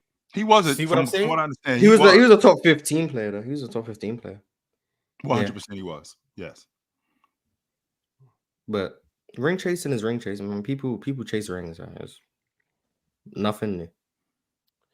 Mike 88 said T-Mac all day. With the bad back and knees, 7-time All-NBA, 7-time All-Star, and basically not being the same at the age of 26. That's a good one. Yeah. Definitely. I don't think he would have been better. I just think he would have been as good as he was for longer, if that makes sense. It does. So, yeah, the longevity would have been better. But I don't, because those Houston years, I think he made some All-NBA teams in Houston. Like, I get it. But that wasn't 03 T-Mac. I just think 03 T-Mac, 04 T-Mac would have just been extended for longer, and that's what you would have got, which I think is great. But I don't think he would have like hit another level above that. But if he did, then all power to him. But I just that would have been crazy. Sure. He definitely didn't need to though, Mars. I mean, he led the league in VORP in 03. If he would have stayed right there, if we would have got 4 years of that, boy. But also, too, I think my biggest disappointment with T-Mac, not disappointment, but the thing that I wish we would have got more of, I wish we could have seen the playoffs on a bigger sample size. So we would have known, like, because obviously he has the series with Doc, and then he has some of the other series, too, where it's like you never got out the first round. But I'm like, had he been healthier in some of those other years, what exactly does he do? Then we get to see, okay, is this guy really a notorious playoff dropper, or do we get to see T-Mac make a conference finals run? He wasn't a playoff dropper. He just lost, but he wasn't dropping. But yeah, when you lose in the first round every time and blow a 3-1 lead, it's just like, okay. But it was in the finals in 2013, though. So he was over. He was there trying to ring chase. So he was there. Not trying. He was definitely doing it. Since we on that side, is that the curse of Tracy McGrady? That Ray Allen was hating on T-Mac's legacy. That's what happened. Ray Allen was hating on T-Mac's legacy. He was like, yeah, T-Mac not winning a ring on my watch. Maybe the biggest show in history. Yeah. He knew what was going to happen. Everyone would have had T-Mac over Ray Allen if T-Mac had that ring. He's smart. D9 has been a member for 14 months and sent through a chat saying Victor Oladipo without the injuries and salute all. It sounded like he was on. It looked like he was on his way to giving me probably maybe 4 or 5 more years, something special. He had made the All-Pro team. He had made the All-League defensive team. The athleticism was there. I mean, that dogfight that they were in 18, like a lot of people talk about that Indiana team wasn't very good. It was a pretty even match, considering I think the Cavs were the 4 seed and Indiana was the 5 seed. That's usually what you get in a 4 or 5 seed. And I can't remember seeing James walk away from a series going, man, I'm glad we ain't got to play them dudes again. Because he definitely had that look after they beat Indiana. Like, I'm glad we don't got to play them again.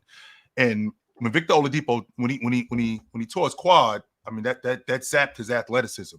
And then he did it again. I was in the building that night. He did that too. I saw the look on his face where he knew something was wrong. That was his patella tendon, right? Yeah. He knew something was wrong. He knew it was bad. And Victor Oladipo, he had a real good mid-range game. He was great at the rim. He was one of those guys who was getting better too as he was going on. He could get to the basket with the best of them, and he was elite on the defensive side of the ball. So if I could have got 4, he's definitely a what if. If I could have got another, let's see, what did he showed up in what? 13, 12? He was drafted in 13, but he 13. like elevated in like 18 was the year, right? So that's year 5, right? That's when he got with Russ, right? Yep, that was year 5. No, 17 is when he was with Russ, but 18 is when he went to India and really like. Yeah, that's what I'm saying. He got with Russ in 17, and Russ made him better, and then he was able to go be a. Got busy in Indiana. Yeah. Okay. Got busy in Indiana. So give Russ his flowers. He's definitely a what if. No doubt. If we're doing that, then go ahead. No, you got it. No, if we were doing that, then it's Gary Harris too. Gary Harris, 17, 18 year was averaging, I think 7.5, 42% from 3. He was a tier 1 guard defender in the league, and he was at his prime athletically at that point as well. He was getting Kawhi Leonard comps prior to going into that 18. Mm-hmm. So 17, 18, there were people that were saying that he was the next like step up, like who's the next rising star two-way like perimeter player. Gary Harris was going crazy, and then he got all those lower extremity injuries, and he was never the same. My guy's from Indiana. My guy lives in Indianapolis, and he was telling me about Gary Harris. I don't remember him speaking that highly of him, but he told me about Gary Harris. Yeah, Gary Harris was for sure nice. Yeah, he wasn't Oladipo, but yeah, he was nice. Yeah, Gary was like a really, remember Gary 17, 18, he was better than Jamal, and there was a lot of people that thought he would be better than Jamal, period. Like he going forward, he was the number 2 option. He was really good. He was a really good scorer. He shot damn near 40% from the 3 that year. Every year. He shot 17, 18 was Jamal's second year, right? Yep. Boy. And remember Jamal kind of coming off slow and all that other stuff. And by the way, y'all, I don't bring up stuff for y'all like for y'all just to. You can literally go find it. You can type in Kawhi Leonard to Gary Harris. You'll see 2018. There were like articles coming out. Like, is that the next iteration of Gary Harris? Let's see. Right, So here's the thing, though, Swiper. I never heard it, but just because I never heard it, there's a lot of things I don't hear that are going around. True. So I don't think he was going to be. I think the question was. Oh yeah, he's right. Why Denver's Gary Harris could be the next Kawhi Leonard? Why? The thing is, he was such a dynamic defender. And then he was also, again, he was a leaper. If you go turn on Gary Harris dunk highlights prior to those injured, he was a true leaper. And he was dunking on people constantly. And he was one of the best pull-up shooters the Nuggets had. He was one of the best three-point shooters that they had. And then it was him and Jokic that had the 2-man game. It wasn't Jamal. It was Gary Harris and Jokic that had the original 2-man game. And so here's also the thing, too, Swiper. You probably watch more Gary Harris than anybody outside of his dad. You know? Right. So like everybody in here kind of has to concede to what you're saying because you watched 82 games of him for many seasons. Yeah, young boy days, pre-championship days, pre really good team days, had a championship contender days. That was the good old days. He would have been better for y'all in 17-18. He would have been better for y'all if you transport him to the championship year. Can we just go back? If Gary Harris 17-18 was on this team now, nobody wouldn't be. I don't think it'd be an actual conversation for people right now. He better in KCP. Yeah, at that point, yes. But it's just because I think offensively, like he was like he was booming. But no, not after that. No, he just like I said, he wasn't the same player. Like he couldn't. But they also, just to be clear, I think he came back Game 5 in 2020, chill, in the first round. And go look at what he did to Donovan Mitchell the last 3 games of that series, or last 2 games of that series. I think Gary Harris was the reason why Donovan Mitchell like struggled down the stretch in that 4th quarter in Game 7. Like he's 6'4" and just as fast as D Mitch is, and he's strong as an ox too. Yes, yeah, and he got the steal on Donovan Mitchell to close out that series as well. Like he was unbelievable. Like that's the downside. And by the way, everybody when he got traded, everybody called him Mr. Nugget. To this day, people still in Denver have an affection towards Gary Harris. The players have an affection towards Gary Harris. His name is Gary Harris, like in Denver. So what injuries did he deal with? It was his groin. It was like his groin. It was a what do you call those, chill, in your abdomen? Adductor. No, it's sorry. Not your abdomen. You know what I'm talking about, Ron? Yes. Not your when adductor. you get a like it's like in your stomach area, you get like it's called a lower abdomen injury. No, but it's a name for it. Y'all know what I'm talking about. It's when it's like you have like almost a protrusion coming out of your hernia. A hernia. He had like a hernia. Like he had like hamstring issues, and as soon as he like would get healthy, bro, he would start playing really well, and then he would go down again. and he just couldn't be the same level of like of movement and all that stuff. And so he ended up going to. They traded him to the Magic. Remember, they got Aaron Gordon for R.J. Hampton, a first-round pick, and Gary Harris. And then Gary is still there with the Magic, and when he played next to Markelle Fultz, they were one of the best starting fives in the league. And he's still a really productive player. That's why they re-signed him and all that stuff. So yeah, I mean, I think he can still help a championship team. Like if he played with the Lakers right now, I think they'd be a different team. If you ran Austin Reeves and Gary Harris out there right now and said that we're going to close down the fourth quarter that way, or D'Angelo Russell, they would be a different team. Yeah, well, shout out Gary Harris. No doubt. Drink More Water said, I'll keep saying it. Jabari Parker not tearing his ACL is my what if. Jabari and Giannis should be the best duo now convos before Tatum and Brown. Bucks didn't give Giannis the max rookie extension because of Jabari. He was their guy. People, what did they say about Jabari? After that rookie year, he averaged 20 points a game. People said, damn, he looked like Melo. Yeah, he was their guy. They were building it around him. I think Giannis was more kind of like what Kirk Cousins was, the RG3. He was more insurance because they didn't really know what Giannis was. I mean, Giannis, the 16th pick in the first round? They didn't know 15. what he was going to be. 15 pick, something like that. So they didn't know what he was going to be. Jabari was the franchise, and he was showing that. When he tore his knee up, it was like, damn. And then Giannis started to materialize. It was like, okay, it's obvious. And people don't remember, Chill. Giannis is the latest, the latest pick MVP in NBA history, tied with Steve Nash. Like Giannis came out of nowhere. When on this ascension. Yeah, Mars, I'm obviously talking outside of that, like, you know, the obvious. But at the time, it was him and Steve Nash. There was no other MVP. Like, no one thought Giannis was going to be that. He started off being a really good defender. And then he started getting a little jump shot, like, oh, is he like a pop four? And then it was like, no. Then he started handling the ball in transitions. Like, oh, wow, he's actually like a different kind of player. And then Jabari was rehabbing this whole time. And then by the time 2016-17 came around, I was like, oh, yeah. Yeah, Giannis is right next to Malone. 17 is when Jabari tore his ACL the second time, right? 17. And that was Giannis's most improved season, I think. Yep, made the All-Star team that year. He was like 23 and it's funny. I think I don't know for sure. Maybe Swiper knows. I'm pretty sure Jokic came second in that most improved race. I think the rookie year or second year. 17. I'm pretty sure Jokic was second in most improved or third. Jokic was third in rookie of the year voting, and then I think he might have finished second behind Giannis, if not third. Yeah, which I find funny, just like looking back on it, it's like, oh, look, the two best players in the world were battling for most improved. Well, not battling. Giannis kind of won it, like going away, but Jokic was second. But yeah, Jabari was like playing well next to Giannis in 17. Then he tore his ACL again. And then when he came back, it just wasn't the same. But I think long term, I think it would have worked because the way Giannis was. That 17 Giannis, like, I don't think it's the best he was defensively because like the Roman stuff came later and stuff.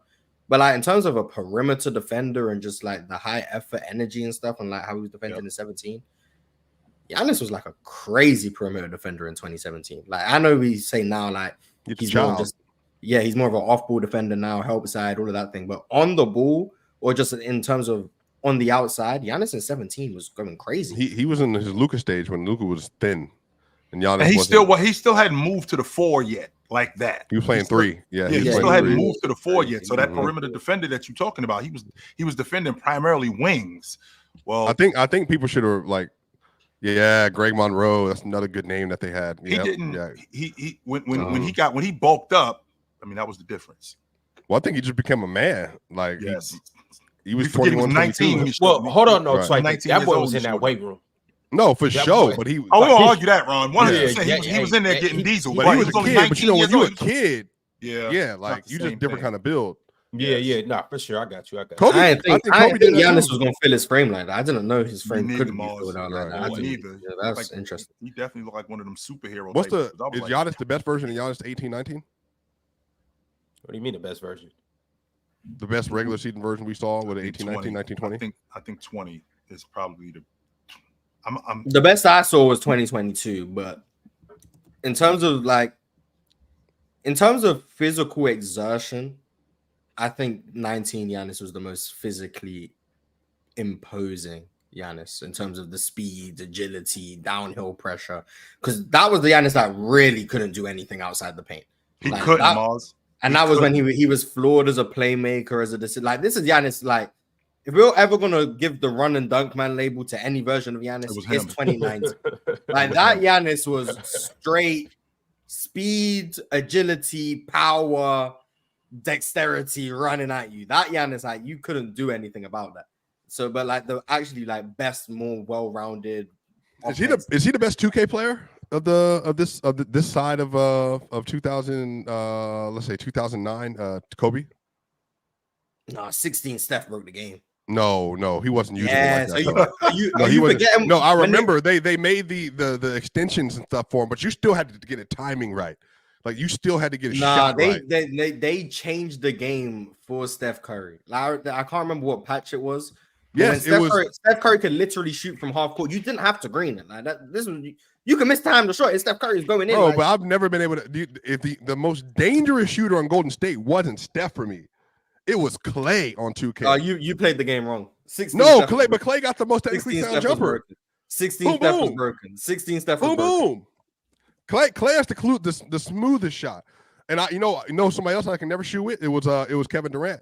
I would murder you with Russell Westbrook. Russell Westbrook. KD's jumper's always been trash on 2K until this year. I think that's pretty good. But 16 Steph was broken. I think I might have been Giannis though, bro. Like, you can literally run from end to end with Giannis, and he's getting fouled or a dunk. I was actually this wasn't too long ago. I watched, because in the summertime they play old games, and I watched the 2019 East Finals. If Giannis couldn't get to the rim, he was completely and utterly useless. He couldn't do anything else. There was nothing else he could do. He would get to the mid post and he would get off the basketball. He would not shoot in the mid post unless he was getting to the rim. He couldn't do anything else. Nothing. And when he had Leonard on him, he would get by Leonard. They'd have that backline help there to move him away, and he wouldn't even try to pull up or a hook or anything like that in the middle of the lane or in the mid post. He would go the other way and just get off the ball. That tells me that at that point in his career, he just was relying on I'm just bigger, faster, and stronger than all of you dudes. There's nothing that any of you dudes can do anything with me. Ron, you haven't contributed to the conversation on the 2K. Who's the best 2K player? 2008 Kobe. No, past that. I said after. Because remember, that was pick and roll Kobe. Pick and roll Kobe Pau Gasol was unstoppable. He was the best player I've ever played with. No. I'm not kidding you. 2K10, you can look it up. 2K10, Kobe Bryant, that mid-range pick and roll with Paul Gasol was a green every single time. Yeah, but you also got the 2K13 Miami Heat because you couldn't block dunks that year. So LeBron and D Wade were just going crazy on 13 because you physically couldn't block a dunk. So you have Bron on Wade, and it was like if you walled up, and then the Euro step three. So Ray Allen out there doing Euro step threes. Yeah, I'm not gonna lie. 2K13 Miami Heat. That's my pick. The whole team. The reason I'm laughing because what Swiper's talking about with Kobe, he sound like Tecmo Bowl. Bo Jackson. That's what it was. Bo Jackson. It felt like That's Bo Jackson. It sound like Tecmo Bowl Bo Jackson, where they only had one play for him, Mars, because it wouldn't have been fair to give him two, because he was literally unstoppable in the game. Right. You couldn't stop him. Right. Literally. I got the poll up right now, and they're saying 16 Steph, over 13 Mars, this is the thing, 19 Giannis. But here's the thing, and I'll say this about Mars, because Mars knows this. Mars, you do have a lot of emotion with a younger audience because you're younger and you fit. And I see it in the chat during PC to PCL debate. That's a whole different discussion. That's why I think you should stay off the chat, because I think you have too much motion for the young audience in particular. In this debate, I know, Mars, but people know it's you, Mars. Even with this conversation, I agree with you. I agree with you that Steph Curry was legitimate, but I think you swayed the conversation so far. People are forgetting. I'm legit. I'm not even trying to troll you. I think people are legitimately forgetting how great Russell Westbrook was, how great that 18-19 James Harden was that year, when he could go to the rim, blow by anybody, step back on anybody. 3-pointers were a green, and then literally you get fouled and the free throw is money. Was he better than 08 Bryant? No, the only reason I'm chill. This is I wish I could put, because he said 08. I'm saying 20, so 2K10, 09, 10. There was no way you were beating the Lakers, chill, because they were too big. They had a bunch of wing defenders, and if you got Kobe anywhere near the free throw line at all with any space whatsoever, I'm cooking you. And then Paul Gasol, he was so good on the mid-range area himself and getting to the rim and finishing. It was just a two-man game the entire game. Lakers were a cheat code in 2010. The entire game. They for sure were. Hey, but hold on, no. In 2K9, let's not act like T-Mac wasn't a cheat code. And what you guys probably forgot, and if you got an opportunity to go back and play 2K9, get Yao Ming. Yao Ming, yeah, that's. I'm talking about. I had Yao Ming. I'm getting rebounds with Yao Ming going coast to coast because you're not ripping him. If you do the crossover at the right time, you're literally not ripping him, and he's taking 3 dribbles and going and dunking on you. By the way, the best all-time team that I almost never lost with, y'all, the all-time Orlando Magic with Shaq and Dwight. Chill. Rebounds, interior scoring, and then they had Penny Hardaway, and they had what's the name? Nick Anderson too? Bruh, yeah.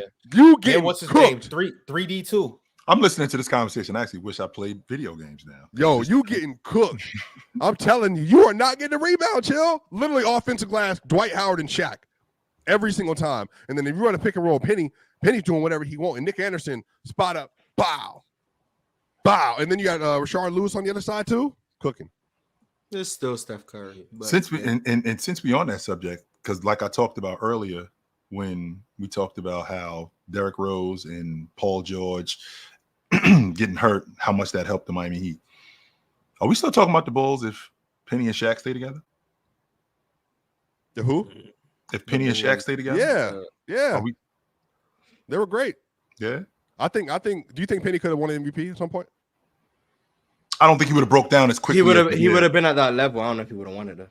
He would have been MVP level. Well, has Shaq openly talked about the reason he left is because of the money and Penny? Like if he got never the money, wanted to leave there. He never. Yeah, he would have stayed. If the money and Penny from the beginning. Now remember, Swiper, not when contract negotiations had gotten further and it gotten ugly. Right from the beginning, if they would have paid him like what Miami paid Alonzo Mourning, if they would have done that right from the beginning, he would have been in Orlando. He would have never left. Nope.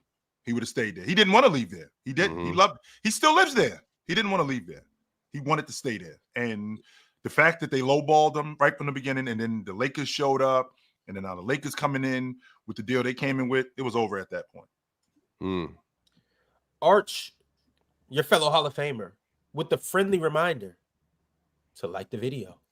Who's the NBA player we're all most positive on collectively at the panel? Because I think that's who Arch is. What? The player, whoever Arch is the NBA player that we show the most love to. Who is that? Because somebody that doesn't get slandered at all in PC. It would have to be Jokic, or I would say Jokic or SGA.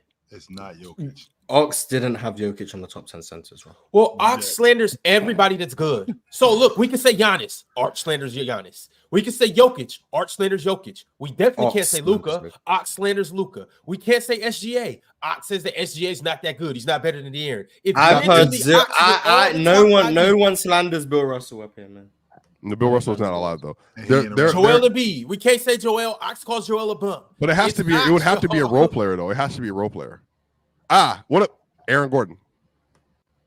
Nah, Aaron Gordon's trash. No, okay, Mars. I mean, real. You see, there's not a player. I'm trying to think.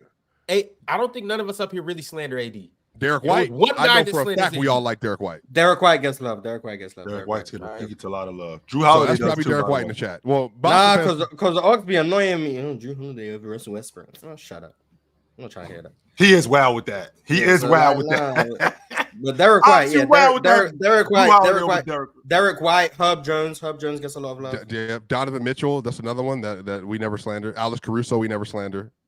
Oh, Caruso, Jonathan Isaac never gets slandered. Jonathan Isaac, well, he wouldn't be given money this platform. Keegan Murray, Arch is a star player, so I can't give him a role player gig when he's a star player. It's got to be a role player. Jaden McDaniels, Chill likes him, I like him, Mars likes him, Ron likes him, Ox like him. McDaniels, yes, I do. Devin Booker, I think, pretty positive for star. Who's the most well-loved star up here then? Bam. Oh, it's got to be Bam. Hey, that's right. That's a fact. It's got to be Bam. It has to be Bam. I love that. I love me some Bam. So the most loved player in PC is Bam. That makes me feel great. I guess I don't know. Well, who do you think, Mars? A real vote. Most loved PC basketball player. I don't think Devin Booker gets any hate up here. Yeah, I think you can not get hate, Mars, but you can. That doesn't mean you get love neither. What about Jalen Brunson? Brunson doesn't get hate. Because Brunson just be balling. Brunson, one of them guys you can't hate on. The only thing we can say with Brunson, remember in the beginning, a lot of people were skeptical just because he was a second-round pick. So you're like, okay, he can't really ceiling out that high because of where he was drafted. Then he started exceeding those expectations. Then it was, oh, well, he's too small. He started showing he was unstoppable. Then it was, okay, well, he can't lead a playoff team because he just can't do it with that team and he's not big enough and all of that. Then he did that. And it's so, like, after this last year, these last 2 years, it's impossible to hate on Jalen Brunson. But it might be Drew Holiday. Who doesn't like Drew Holiday? I mean, I don't dislike any of these players. It's just sometimes people be going. I'm talking about their game. Yeah, that's all it is. That's all it is. I mean, you can't dislike Drew Holiday's game, but I don't think you can. I don't think you can dislike some of these superstars' game. You have to be in the public limelight, like at properly placed. You can't be underrated, or somebody's going to gas you. You can't be overrated, or somebody's going to drop you.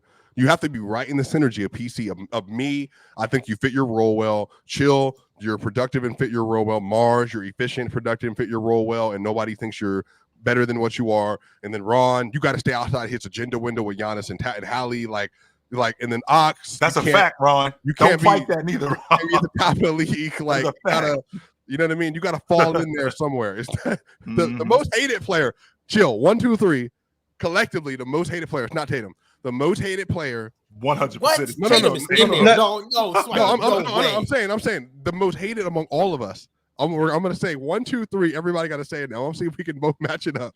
All right, I'm going to go. No, because Swipe is going to live in denial. The answer should be unanimous. It's only 2 options, and Swipe is going to deny both of them because he's the main culprit of both of them. No. Well, no. That's what I'm saying. Don't hit. Mars, stop hinting. Okay, so my fault. We have to say 3, 2, 1 player. Harden. And we all it's oh, nice. Nice.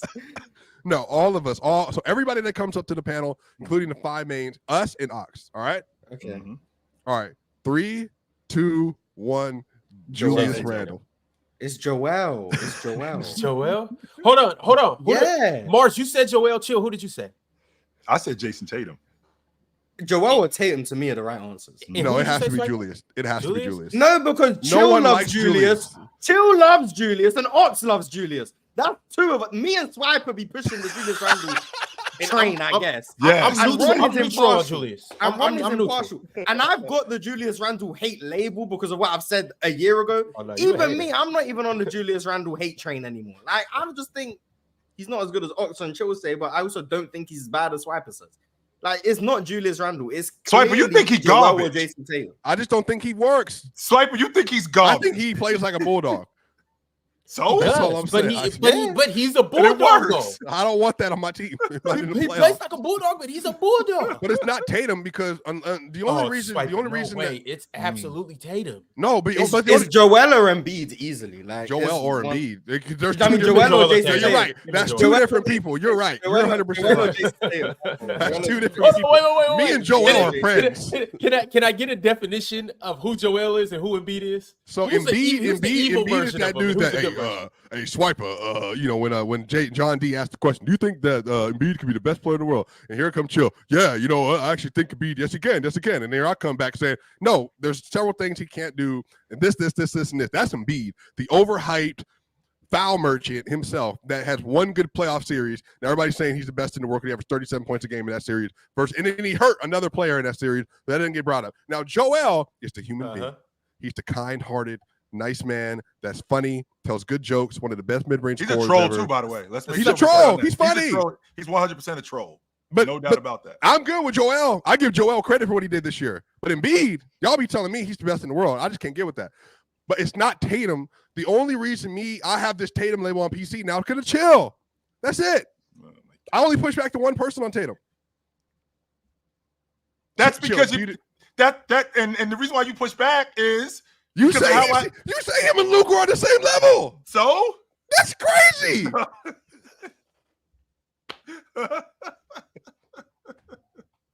Now the only person that pushes Hallie up here is this guy right here, and he doesn't even believe it. I wish Bate used to be believable. He thinks Hallie is something else. Third best point guard in the NBA, y'all. Yeah, that's what I'm saying. Everybody knows you're gimmicking. Number 3. No, I think it's Randall personally. I think Randall's got the That's most. that's because you might have the most energy towards him, but Chill only just realized Jalen Brunson's better than him a few months ago. But Ron, but Mars, Chill Ox just loves said him. we need to set up transition opportunity for Julius Randle to pull up mid-range shots. Okay. How am I not? Okay, so then he can't be the most hated on the platform if that's what we're talking about up here. Mm-hmm. Like, he's not the most hated. Like, the most hated is easily either Jason Tatum, because you and Ron pushing that agenda. And it's not because you just push back at me, Swipe. It is. I don't think he's a top You five be player. bringing him up randomly. Because it's Chill's guy. It's a part of the material. We won't even be talking about him immediately. Jason Tatum. Unlike Jason Tatum. What about Jason Ron, Tatum? is this not an entertainment platform? Unlike Jason Tatum. Is this not an Jason entertainment Tatum has platform? nothing to do with what we're talking about. Nothing, See, but here we go. See, it's been a while since I brought out my good script right here that the guy sent me from upstairs. And Swiper's not lying. It actually is a part of the material. I have to call Swiper every Sunday night and remind him that you must bring up Tatum to a post chill at least 3 times a week. That's how it goes. Yeah.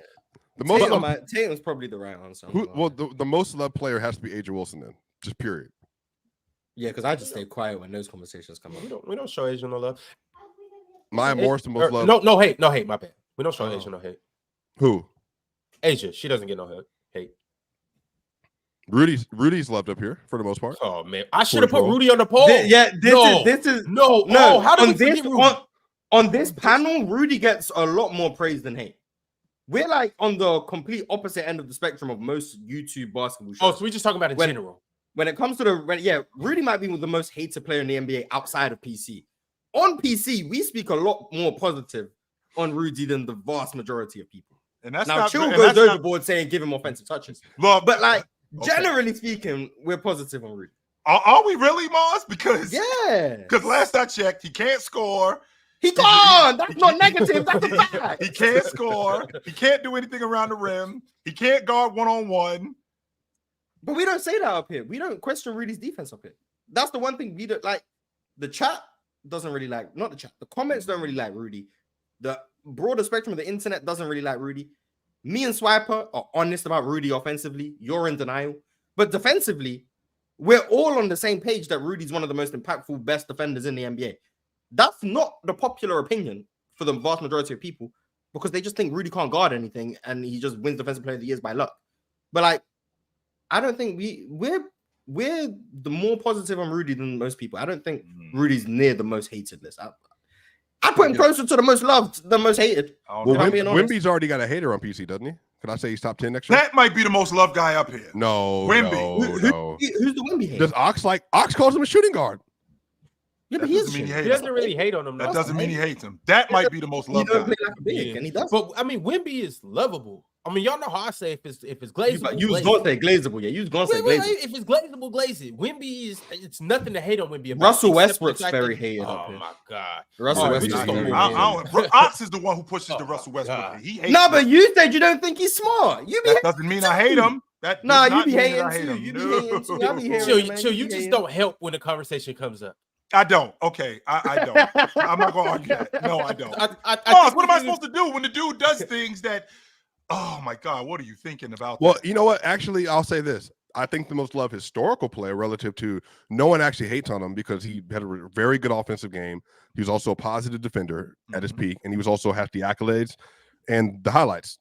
Larry Bird. Is he the most well-respected? I think it's you can't hate on Larry Bird. No one. It does not mean that you hate somebody if you don't help the conversation. I don't mean I hate you if I don't help the conversation. What the hell? If I got a chick, well, I don't think she's that smart. That don't mean I hate her. I just don't think you're that smart. And when people talk about her, I don't dispute the fact that she's that smart. That don't mean I don't hate her. The only thing about Hakeem, talking about? I don't think people really think. No, here. Well, I'm not trying to be disrespectful. I think Hakeem's kind of lost. He's like kind of in the lost years of the NBA because Jordan wasn't there. I'm being honest with you. I mean, his career was more than those 2 years. I know, but I think that's what people look at. Like Jordan wasn't here. But was he actually the best in the world? I don't think people actually think that. In the years Jordan wasn't there, yes. In the years Jordan wasn't there, yes. But I'm saying, but Jordan wasn't there. Even in those Swiper, he was the second best player in the world. But you know what? But Ron, me and you were about the same age. When we were kids, did we dead honest? Do you remember those Houston Rockets championships for real? Even in the Live? early 2000s. Live, Well, no, really, because they were showing the OJ car live, chase nah. instead. That's also true. There was a lot of stuff happening. There was that. There was the gentleman that got beat by the police too, Rodney King. There was all that stuff. That is true. But Ron, we didn't. Did you see a highlight tape? Did you see documentaries about the Rockets in the early 2000s? Nah, it was all Jordan. It was missed. It was all Jordan. But Hakeem survived. We done with the 90s though. Like when that whole thing was going, it like skipped Hakeem. Like Jordan had no left. These guys had no skill. John Actually, it Stockton didn't skip Olajuwon because Gilbert Arenas was heavy on. But you know, sure. But like everyone else, like it skipped Hakeem. Like I get you, Mars. I get you. Overwhelming. I don't think with the 90s, but Hakeem was tough. But I don't think Hakeem had a higher Q rating for most people that were under not Chill's age that watched it. Like what I personally don't think he had a higher Q rating than David Robinson, than Charles Barkley, and even Karl Malone. Like at that point, because even like Karl, like he was great towards the end of the 90s. We just didn't hear about Hakeem. Chill. I'm like, for me, I didn't learn about Hakeem until I got older, like really into my 20s. So up until 1995, up until 1995, when the separation actually happened, it was a real conversation between it was him, Ewing, David Robinson, Malone. They were all right there. It was not Olajuwon, David Robinson, Ewing. No, they were all right there. And then in 1995, when they won the NBA championship in back-to-back seasons and won the finals MVP and did what he did in the playoffs and in the regular season, winning the league MVP and the defensive player of the year, that's when the separation started. Up until that point, the conversation was it was very much like what happened with AD and Giannis. There was a real conversation up until 2021 between when Giannis started to separate himself from Anthony Davis. But up until that point, the conversation with Anthony Davis. Hakeem legitimate? You think he separated from David Robinson 95, 94? I mean, the conference finals happened, so like yes, that was it. Okay. That was it. That's when the separation happened. But I think Hakeem I wasn't around, so I can't speak from personal experience. But I think if what Swipe is saying is true about 95? I was like, I don't even think I was a conception. Like, okay. I wasn't even. We're aging Mars out. Okay. I wasn't even close to being a thought. So, but I think if Hakeem wasn't spoken about a lot, especially for Swiper's generation, Chill was already 50, so like he probably was just aware. But like most people, close to like 85 now, something like that. But like if Hakeem wasn't being spoken about a lot, maybe that's why he doesn't get hate, because I mean a lot of hate comes from people thinking this guy gets overrated, so they end up trying to reverse the thing by. But I think the NBA does a bad job of it. Mars, do you see photos of Hakeem and them holding the MVP trophy and all that and holding the championship? I don't seek that stuff out, so no. I mean, but I'm saying, but I don't just see it all over. No, I can remember watching like all the Jordan stuff in the documentary, the Kobe and everything else. I'm even thinking like Jordan 91, like the Celtics. I just think the NBA's done a terrible job, like of telling the story of those Houston Rockets teams. But that's why he doesn't get a lot of hate, because if it doesn't get spoke about a lot to be overrated, people don't have to overcorrect and then underrate and start hating. If you can't be spoken about too positively and too much, because then you end up having the haters who feel like, nah, this guy's being overrated, so really he's not that good. You can't be spoken about too much. But then you can't be spoken about not at all, because then you end up in the realm of, oh, this guy's underrated, so we have to start praising him to get the talk. And then you're going to be like, well, these guys are just talking about him for the sake of it, and now he's being overrated again. You got to be right in that middle where people acknowledge how good you are, like Hakeem, one of the best players in the world, winning the championships, all of that. But you can't be overspoke about and you can't be underspoke about. I feel like Hakeem was in that perfect range to where he doesn't get hate, because it's like no one really overstates him. And especially on this platform, most people have Hakeem like in like the 9 through 12 range all the time. This platform has a lot of people having Hakeem in like their top 7. Yeah, like so Hakeem gets a lot of love on this platform, just from an all-time ranking standpoint. We just did the top 10 centers. Where did he finish? Number 2. No, he was number 2.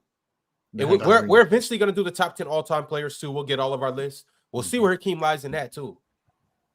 So can't wait for that. I'm watching Hakeem cook prime Dikembe Mutombo right now, by the way. But also, was really good. That Mars and Swiper, that's the reason why he skipped that whole we done with the 90s movement too. Because you can't go grab Hakeem highlights and try to clown Hakeem. Hakeem was too nice. Hakeem had left. He had right. He had footwork. He had you can't. It's hard to go dig up some Hakeem. I seen him hit the side of the backboard on a fadeaway, but I mean, I guess you can do that. But I'm like, Hakeem got some of the nicest highlights that you ever gonna see. Oh, for sure, yeah. But he's a combination of everything people love about guards. I think that's why he gets so much respect. It's like he has the footwork, he had a jump shot, he was like he can move, and he could dunk on you every so often. He just had so much skill. It's like, how can you hate on him? He had Kyrie and he played defense. So like you can't even be like, oh well, he's a one-way player. Like there's not like the floor in terms of like a basketball player would be like shot selection and then like just passing and playmaking, tunnel vision and stuff. But like, Hakeem, man. Like I don't think he gets. Yeah, I feel like Hakeem probably gets the most shared love on this platform in terms of the positive versus negative speak on him, and deservingly so. I'm running this poll right now. Who's the most hated NBA player on PC? I put Giannis up there because you guys do hate on Giannis, but he only has 7%. Julius Randle has 14%. Embiid has 22%, and Tatum is running away. How does Tatum have 57%? Because of you. I knew, Ron. Oh, I'll take my 50% equity in this. I will. But Swiper, the other 50%, like Swiper, you might have 60% equity in this. I'll just tell you because I push back to Chill. I'm the only one that does. But Chill don't even be saying anything, and you be pushing back. Bring it like. Up. It's Chill. Wait. Here we go. So you don't want to be. I can't be funny anymore. Don't be funny anymore. All right, cool. No. That's part of no.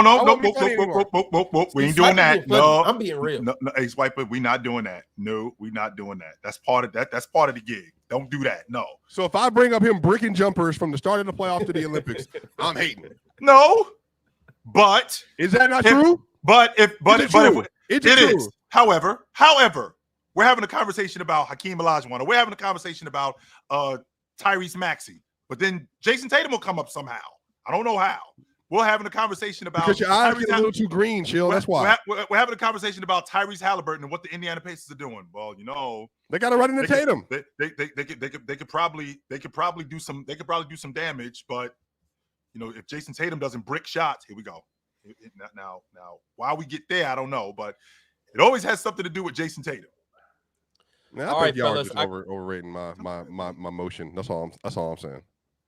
I gotta get back to the super chats. But do I have more pro Jokic momentum or more anti Tatum momentum? Pro Jokic for sure. I don't even bring Jokic up, Chill. And y'all bring him up. No, he's more passionate hating on Jason Tatum than he is on praising Jokic. No, that's crazy. Nah, because when Jokic comes up, Swiper get into his cocky bag where it's like, oh well, Jokic is this, and this, and it's nothing you guys can tell me. And no, shut. Do you when Swiper gets to go to shut up. I just especially when we got this going. No, Chill. Yeah. Listen, I just know that everybody associates me with. So I don't want to dominate. Because what am I going to say that like it could be, oh, that's Jokic guy. Jokic, Swiper's eating. Look at Swiper eating. I can't say nothing positive. Chill. If I said he's the best post player since Shaq, Swiper's glazing.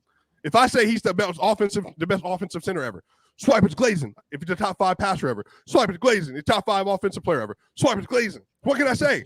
Chill, honestly, what can I say? That's what people say. How am I glazing? Swiper.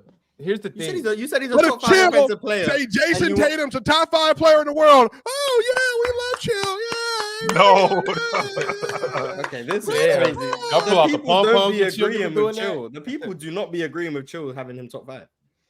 Ron has run so many polls. Is Jason Tatum a top 5 player? Or where does Jason Tatum rank? Thanks for that. Top 5 never wins. Top 5 never wins. I'm in the minority when I say that. Rightfully so. And on this platform, I'm in the minority when I say Jason Tatum is a top 5 player in the game. I'm in the minority.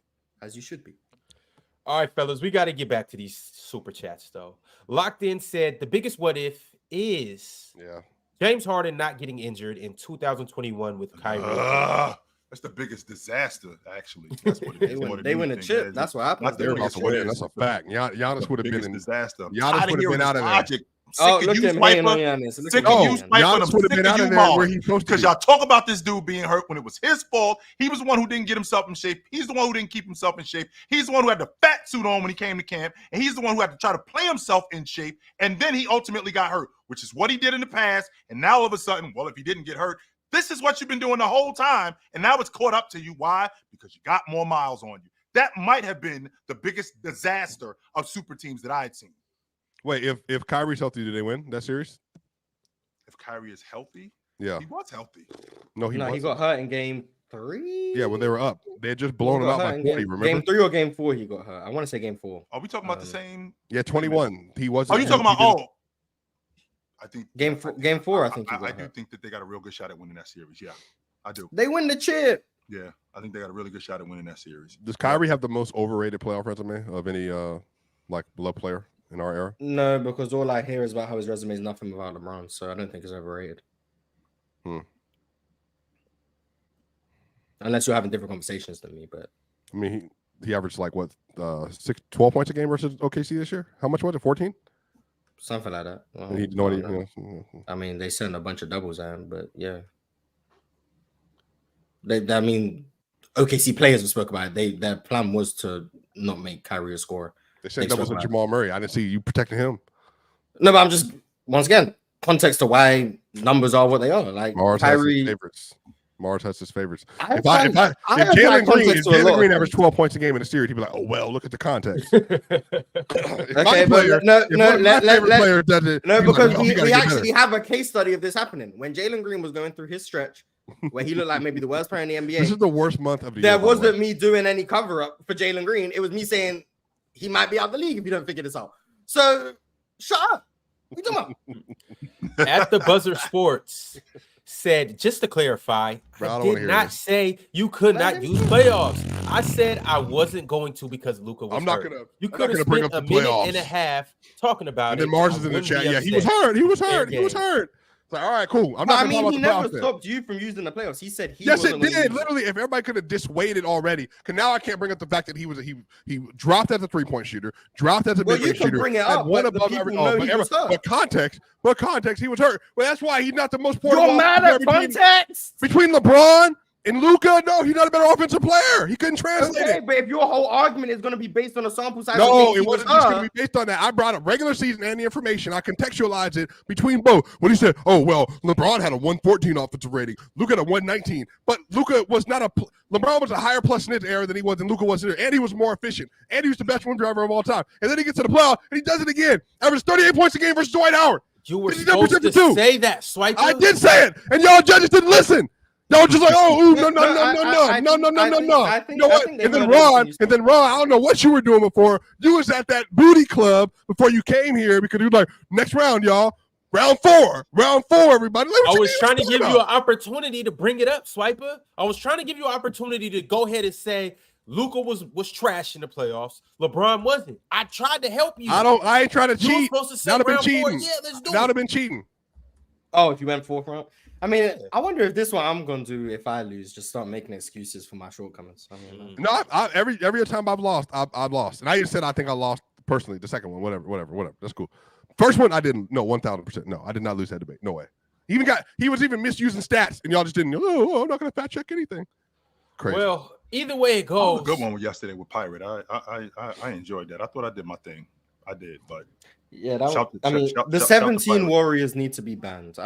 You're not beating the Warriors. What was the debate? I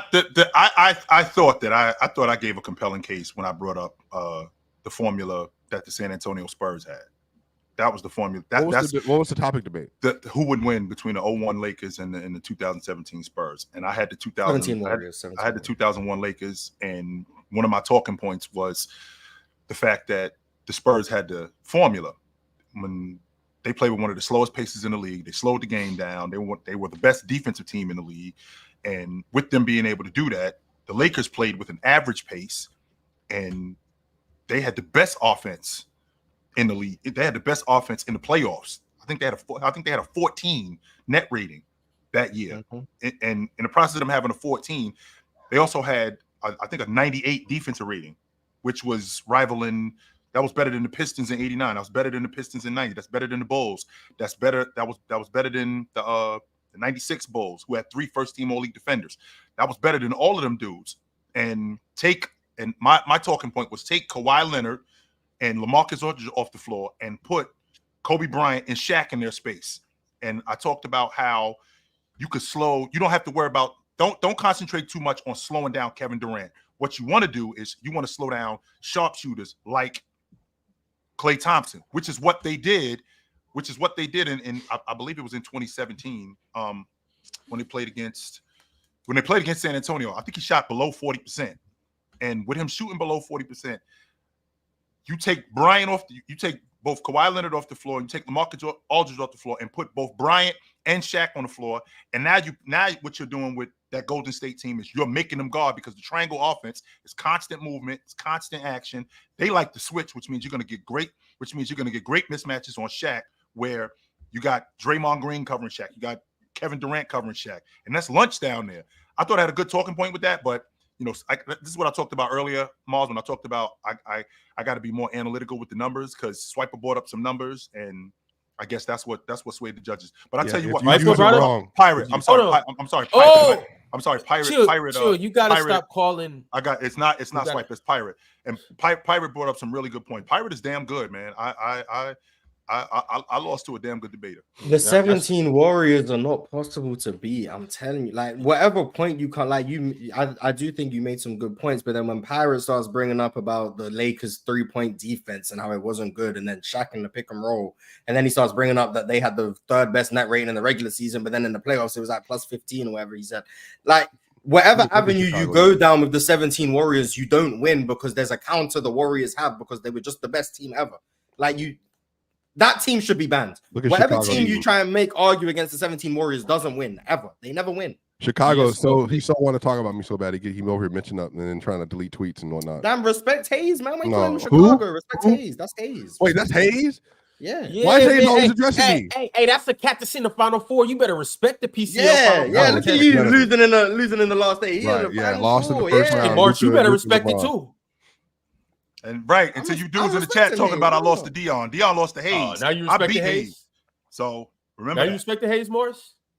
We don't make me. No, I mean he the last one in his group stands. He the last one in his group stands. Hey, matter of fact, for the next four, make sure y'all stay within the same era. Just argue this era or old eras. Like, just do the same thing, because this nonsense of 15 years between the difference, it's not the same. The information not the same, not available. Can't accept your losses. That's crazy. But all I know, my group is confirmed the best. We got 2 people in the Final Four. That's all I know. Everyone, most group, man, 2 people in the Final Four, man. I ain't trying to hear that. Hill's group had 1 person. Shout out to Hayes, and then John D was in what group was John D in? Swipe's group? I don't remember. Yeah, he was in your group. Yeah, and he beat you in the regular season. Now y'all don't remember the win. Yeah, but my group, 2 people in the Final Four. 2. So just remember that. 2. Yeah. 2. What's going on? Chicago. What's going on?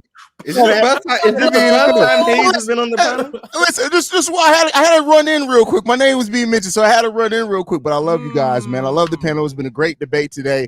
But I just had to say one thing. I had to come on the same panel, the same exact panel, where Mars said me and Jack Cody would have been like watching 2 bottom feeders in a debate together. And now, listen, I know Ron spent a week saying that it was going to be Dion versus Mars. I'm sorry, Gifted versus Mars. I don't even remember. He basically said that Dion was going to beat me for a week. Mars, leading into the PCL, said everybody from the logo was basically a bottom feeder. Now we in the top 4. Meanwhile, you're in the Final Four. Exactly. Like, all I gotta say is, like, it's been a great thing. This joining PC, coming on this platform, and everything has been amazing. The run has been amazing. Everything's been great. And I hope me and Mars put on the show. That's all I can say. I hope me and Mars put on the show. It's been a hell of an insanity run, man. Yo, Hayes, do not tolerate this disrespect, because Hayes, if you don't remember from the beginning, what Mars say? I'm not repeating Insanity. I said it's been a hell of a run. Now I'm the bad guy. You said Linsanity run. See, don't Mars. Listen, he said right from the beginning that my division was gone. I know he said that. It was. And listen, and it's because he was unfamiliar. We all deal with Mars while he's sitting there in his chair, his feet's dangling. We all love Mars, but at the end of the day, like, it's just like, come on, man. Like, stop disrespecting the Mars. Don't disrespect from the logo, bro. It's been a good Linsanity run. Now I'm a bad guy. It's been more than a Linsanity run. First of all, I would have no shade to chill. I would have been 4-0, but in the first debate, I didn't prepare right. I didn't pace myself for 3 rounds within each topic, and I learned from Chill in that first debate, and I've been on a 4-0 run since then. I've only lost 2 topics overall since then. Come on, man. Dion, Jack, and who?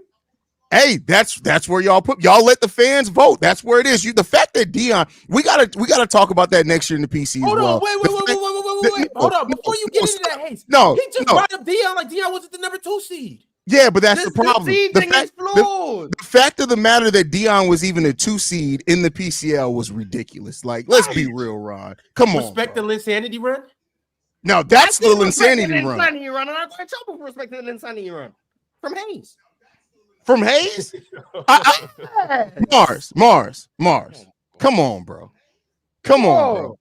Hey, take off the hoodie. I'll take off the hat. We can go hairline for hairline. What do you want to do? Oh, hell no, I'll lose that. Is that what you want to do? I'll lose that one. We're here for it.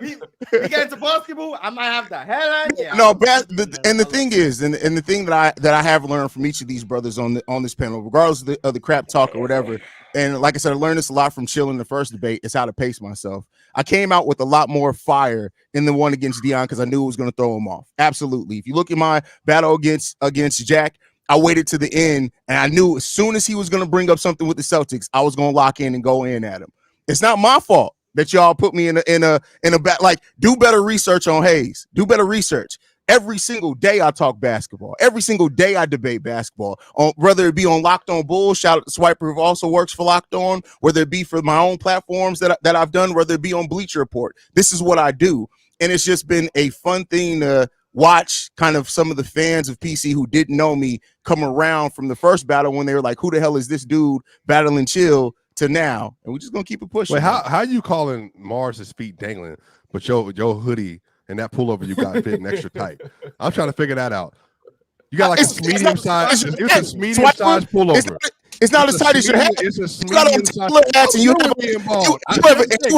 have a toddler hairline. That's the thing. You can't bring up being handsome and bald with me. I feel great being bald. I'm living. That's fine. You have to embrace it. Bring it up with me. I said you keep that small hats. This is the issue with you. You ain't got no mustache at all or nothing. You know you can't trust a black man with no mustache. In the debate. I didn't say nothing about you being bald. Like that lets you like to hear more, dude. You a comedian. Let you know that you're more insecure. On the other side of this chill, the funny thing is, we're in the chat. He keep bringing my name up in the chat. Talking about Byron got better hats than you. Why you bringing my name up? If you want to debate me, come debate me. Because now this is the thing. If we can do it any day. If you want to do same era, no problem. But apparently, if you bring us some wrong stats, not correct you, it don't matter. Whoever these goofy judges are that's allowing people to lie about stats on PC or whatever, we can keep it running. But I'm saying, me and you, I've never heard you debate, so I'm not even gonna be disrespectful. But if you lost to Chill, you for damn sure losing me.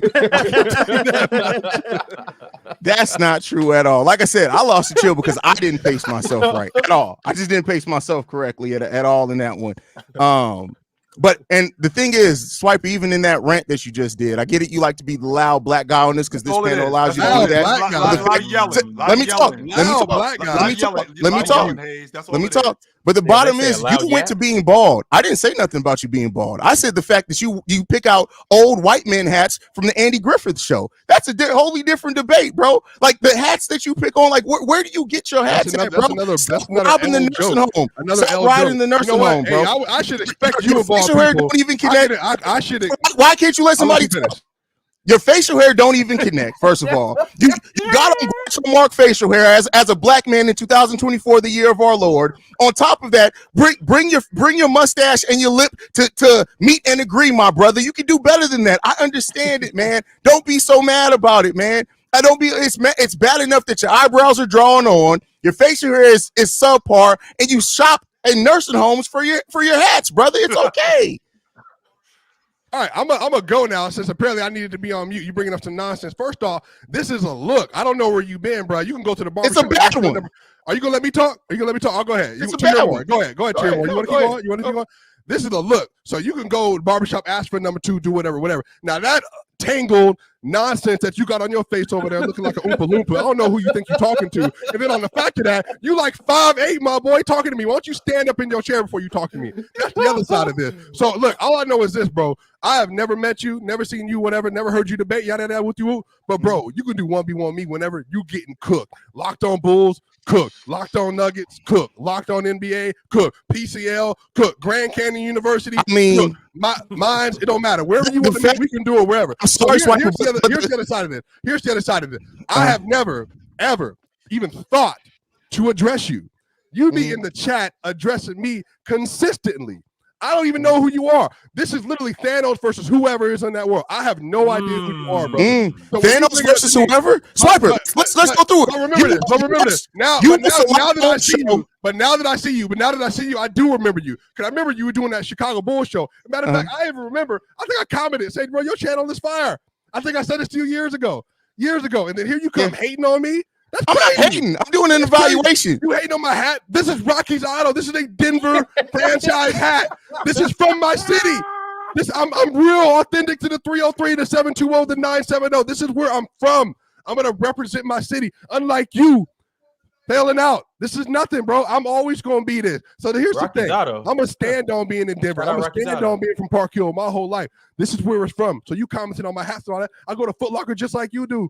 I don't understand that. They just hats. They Nike hats. What's the issue? What's the problem? How are they Andy Griffith hats? That's the difference. I don't go to Foot Locker. New Era sends stuff to me. And you talk about getting cooked. What's that got to do with the conversation?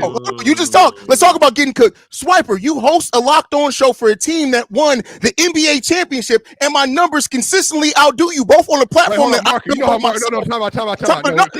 going to go there. We just had a meeting. Hold on. If we're going to go there, we just had a meeting about this. By the way, the Bulls are the third largest market in the NBA, and their numbers are barely better, by the way, just to be clear. But also, on the other side of it, every time you eat, I'm eating too, because the way it's set up with lockdown. I'm glad you're welcome.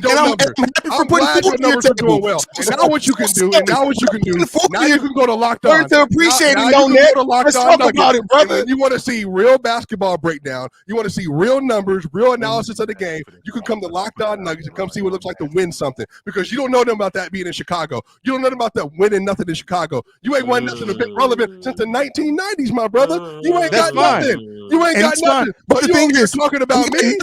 But my numbers do better than yours. What that got to do with anything? You got a market. A lot to do with the market. So wait, the Lakers get more numbers than us. Nobody wants to watch because Boston gets more numbers than us. Boston gets more numbers than us. What's that mean? Yeah, because they're a winning franchise. They're a winning franchise. They're a winning franchise. Did you realize market size is relative? The Dallas market size does play a part in it absolutely as well. But for a team that hasn't, as you pointed out, won nothing in 10 years, and the fact that we still are doing better. You're in Chicago, my dude. Do something relevant. You're right. Have you seen the numbers of Chicago Bulls podcast? That's like the Cowboys saying they get the best Chicago Bulls podcast. That's like the Cowboys sitting saying they get the best TV ratings in the NFL. Congratulations. Everybody wants to see you lose. I'm really happy for you. And now you and Josh Kitty can drive up your ratings, and then we'll focus on winning championships. See, that's the thing. We don't have to drive up ratings here because we good. Now, in that time period, you should probably embrace No Shave November and actually grow some manageable facial hair, my brother. Come on. I don't understand what's wrong with this. It's clean shaven. You what's right with it? I don't know. This is also chill. This is what I've also learned. Why are other men constantly commenting on how I look? Chill. You've seen how I roll. I don't ever comment on other men. That's a weird thing for me, that men are constantly talking about my outfit, my hat, my facial hair. My bro, question: do you like me or something? If that's cool, talk offline. We can do whatever. I can help you out if you need some direction, what you need to do. But that's just not the way I play. I don't need to comment on other men's appearance. You just spent 5 minutes commenting on it. Don't say you don't need to do something that you just did try to go to and you did it. What I do? All right, swipe it, hey, that was amazing. I enjoyed all of that. But I got a gang of super chats, so I'm gonna get into calling Ron petite. It's him. It's an athletic observation. That's why he hoops. He's a petite brother. That's all that is. You know what? Actually, he's a football player. Hey, keep getting him. Keep getting him. I'm gonna mute him. The thing with Swiper is, bro, is that Swiper just likes to be loud, and we understand it, bro. There's a place in the area ever for loud black men. I got to do it myself sometimes as well. But what he needs to understand is that the roast with his hats is because his hats are just terrible. And this is, as you pointed out, Chicago. We roast you for good things in Chicago, and if those whack ass hats, those old man nursing home ass hats, you're gonna get roasted for that, brother. You gonna get roasted. I wish I could roast you for doing something relevant besides just existing in Chicago, my bro. But shout out to you, bro. You can roast me for doing something relevant and making it farther in the PCL than you did. What you mean? I got cheated. I got hold down. Who you play against? Dion? Hey, Dion, you just said Dion should have been there. Who's in front of you? B2 in front of you. I gotta step in. Hayes, feel free to stay up here for the next 30 minutes. We're gonna dive into these super chats, talk about what ifs and whatnot. But appreciate you for pulling up nonetheless. It's good to see you, especially after you making it the farthest out of everybody up here in the PCL. And now I'm projecting. Oh, Mars is here. You can't. That's I'm not fair. Mars is here. No, I'm projecting. Here goes. Yeah, I wasn't even listening. So I got Hayes and John D repping Chicago in the championship. What about that? I mean, I wouldn't bet on it, but I mean, it's possible. All right, well, let's jump into the super chats. PDT said Giannis ring or Jokic ring. Which one is more impressive? Jamal Murray's ring. Chill. Joker. See what y'all did? Y'all got Chill flustered. He don't even know what to do. Chill don't like operating within mess. That's all that is. I respect it. Joker. Tito El Bandito said, what would y'all team be if you had to make a starting five composed of the worst starters from any championship team? Let's all just choose one starter from a bad championship team. Or, yeah, the worst starter from a championship team. The worst starter from a championship team. All right, so PJ Tucker. Go. Respect my Of guy all PJ. is PJ Tucker better than Brian Russell? Respect my guy PJ. Once again, Mars, is PJ Tucker better than Brian Russell? How about Otis Thorpe? Is he better than him? How about Dennis Rodman? Is he better than him? How about Horace Grant? Is he better than him? When did Brian Russell even win a championship? Like, why his name come up? I'm thinking about championship teams, and they was in the NBA Finals, and But they didn't win. That's what I'm thinking about. So, okay, so let's stay on championship teams. Is he better than Robert Horry? No. Hell no. No. So no Robert Horry. Is he better than any of those frontline guys in Detroit? Hell. 2004. Who started Tayshaun, Rasheed, and Ben Wallace? No. Is he better than any of them dudes? No. He no better than Tayshaun Prince. Is he better than Fabricio on the San Antonio Spurs? Wait, what? Yes. Byron Russell? Brian Russell. But in the 07 Spurs, who was the 07 Spurs starting lineup? So you had Michael Finley, I think Michael Finley, Tony Parker, Duncan, not Bruce Fabricio, Bowen. Bruce Bowen. I'm thinking about the other guy, the other big guy, because he played the 4. Duncan moved to the 5 at that point. It was Alberto, right? Alberto, that's what I'm thinking about. Fabricio, yeah. Fabricio, right? And they had the other guy, the European guy. I can't remember his name. Elson, is that his name? Elson. Mm-hmm. Yeah, Dark skin guy, right? Yeah. So is he better than anybody on that front line with the Lakers?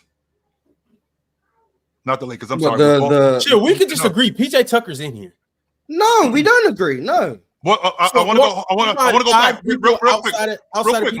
real quick, Mars. In 08, is he better than anybody on that front line for Boston? No. How about the Lakers in 09? No. Artest, how about 10? No. How about anybody on that Dallas front line? Sean Marion, Dirk, and Tyson Chandler? Yes.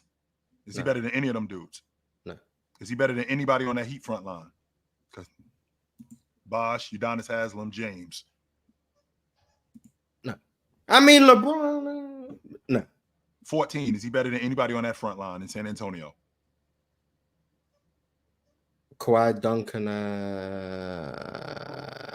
Who am I leaving out? Boris Diaw wasn't starting, right? Nope. The dude who James blocked his shot at the rim. Thiago Splitter. I mean, I'm going to say no, Mars. How about 15? Was he better than anybody on that front line in 15 in Golden State? I mean, Harrison Barnes wasn't very good, but he wasn't good in the finals. Yeah, he was a good player in the regular season. Yeah, he wasn't good. PJ Tucker's a good player. Fine, you can have him. Okay, PJ Tucker. All right, we got PJ Tucker. You want to keep going? I'm sorry. How about 16? We already talked about because instead of all time, why are we only going the last 15 years? Like, don't do that. We got all time to go to. He's better than some guys from the 50s. Like, what are we talking about? Post merger. How about we stick with post merger? Oh, see, now we're going. No, it's at all time. Look, y'all, we are at a time. I know. Bill's taking PJ, Mars, Hayes, Swiper. Who you guys taking? Bob Cousy. What's the question again? The worst player on championship, worst starter on championship. We're putting together a starting five of the worst players on the championship team. Whoever the worst guy was on the worst starter. Yes. I mean, what are we doing? Cartwright? I don't know. Like I'm trying to think about like the last 30 years. Cartwright? Was Bill Cartwright better than Looney? I think probably not that version. 22. Yo, Hayes, you got to Dennis Rodman, really. Do I? Oh, give me 1 second. Yep. I'm going with Howie Doomer. Started for the Philadelphia Warriors in 1947. Howie Doomer. Got 25% from the field. Almost 80 years ago. Devin George? He was the PJ Tucker. Devin George didn't start on any of those crews. He started. Oh no, didn't he start 04-05 when it was Gary Payton, Kobe Bryant, Devin George, Karl Malone? They lost. Winning has to win the championship. Oh, yeah, win the NBA championship. I got Howie. Tristan Thompson. Not mad at Tristan. Luke Longley has to be in this. I'm sorry. Yeah. One of those centers. Yeah, it would be Luke Longley. John Paxson was good, I guess. Was John Paxson better than Mario Elie? No. I don't think so. Mario Chalmers. Mario Chalmers for sure. He's better than Mario Chalmers? Okay, slow down on for sure. Respect Rio. That's no disrespect. It's just if we go back to everybody's point guard, it's like Mario. I mean, Mario Chalmers better than Bob Cousy, but I mean, I guess. But all right, y'all, we're going to continue to move on to the next super chat. Justin Ray said they definitely beat the Cavs. We won 65 games for a reason. That Cavs team had no Kyrie. Who was going to contain Prime Harden and a healthy Chris Paul? You don't need to contain James Harden. He contained himself. You don't need to contain him. He contained himself. So okay.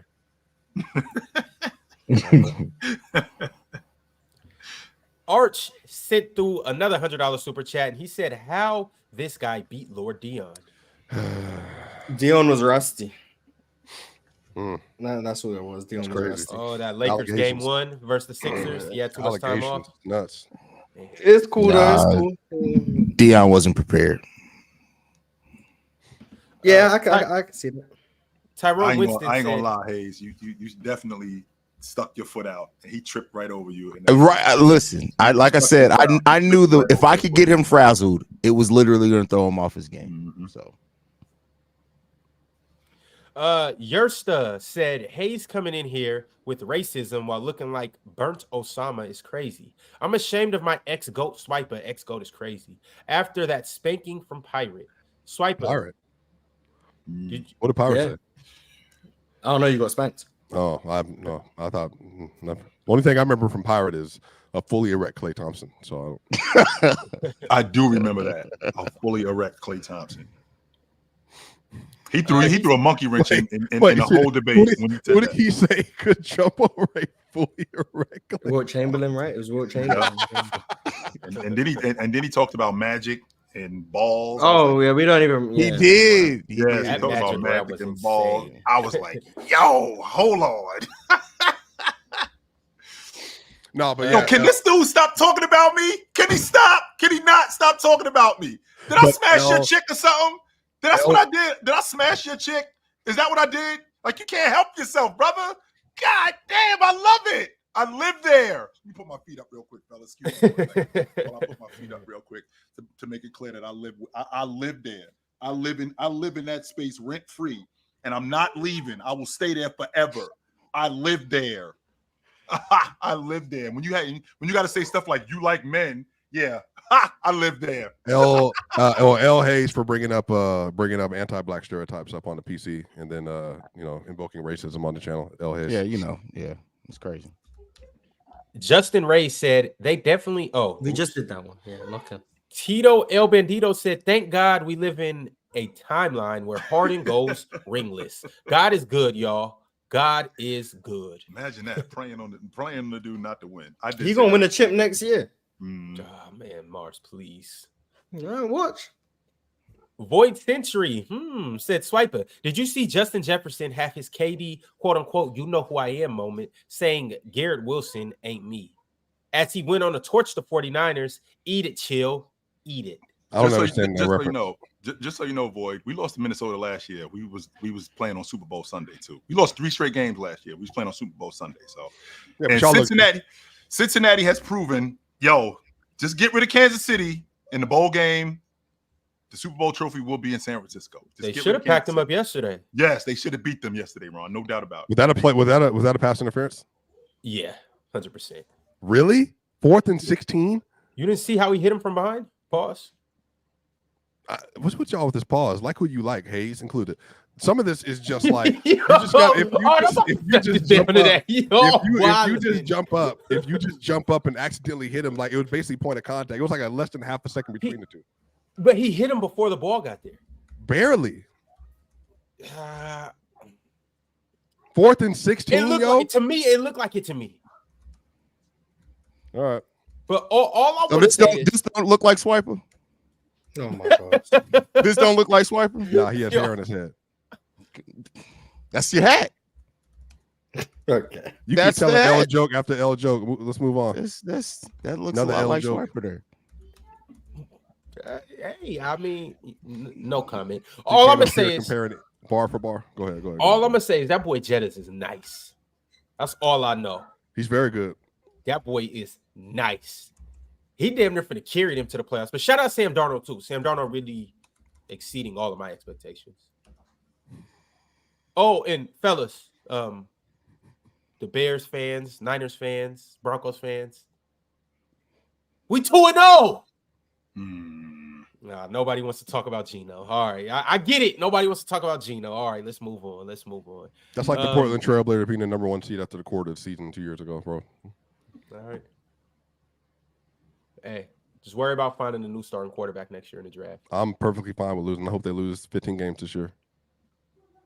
Shador would be nice. Keep him in Colorado. Or maybe the quarterback you got, how about you develop him? How about that for a night? Oh, yeah, I mean, I think he's 11 of 35 past 5 yards. Bo Nix is not the answer. And Peyton Manning threw 29 interceptions as a rookie. Bo Nix is not Peyton Manning. And we don't know who he is, Ron. We don't know who he is. I know who Bo Nix is. I've watched Bo Nix. Bo Nix is right down the street from me. You know what? Mo with the super chat said it took 7 games to beat Harden. Dub to the GOAT. Mad Max Sports Talk said Caitlin's still not top 6 passer, Ox. Oh, well, he's not here anymore. I told y'all he was capping from the beginning. Ox just wanted to hate. I pointed that out right when he said it. Indoor Voices said, what if LeBron balls out in 2011 and wins the finals? I wonder how Dirk is viewed. Horribly. 2 championships and he lost twice in 5 years. Yeah. Dirk definitely gets disrespected if that's the case. Hanzo said, what if Ron reads super chats on time?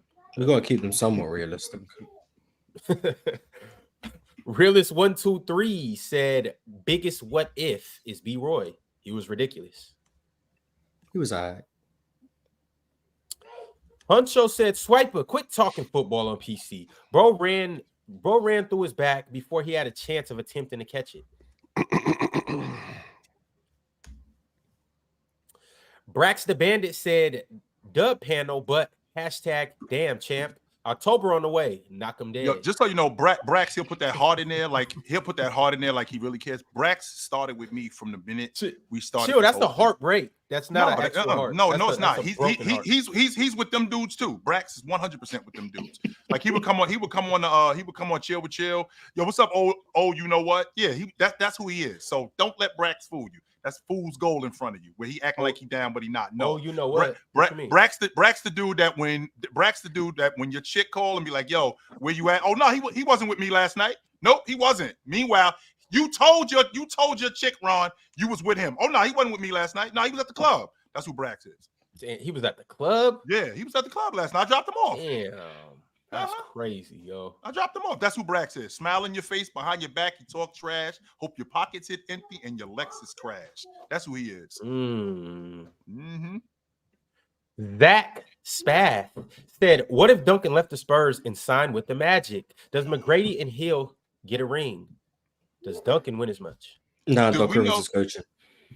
And not only that, Mars, does McGrady hold up? Because that's going to be a big deal. And if he can't hold up, then none of that matters. And T-Mac ain't Ginobili, so he's cooked. T-Mac is not Ginobili. Exactly. But he's Tracy. Billy has been a member for 3 months and sent through a members chat saying, "What if Curry almost drafted to the Knicks?" His career would be over by now. The way they were ran prior to Worldwide West and them being there, yeah, it's quite possible. Wouldn't amount to anything.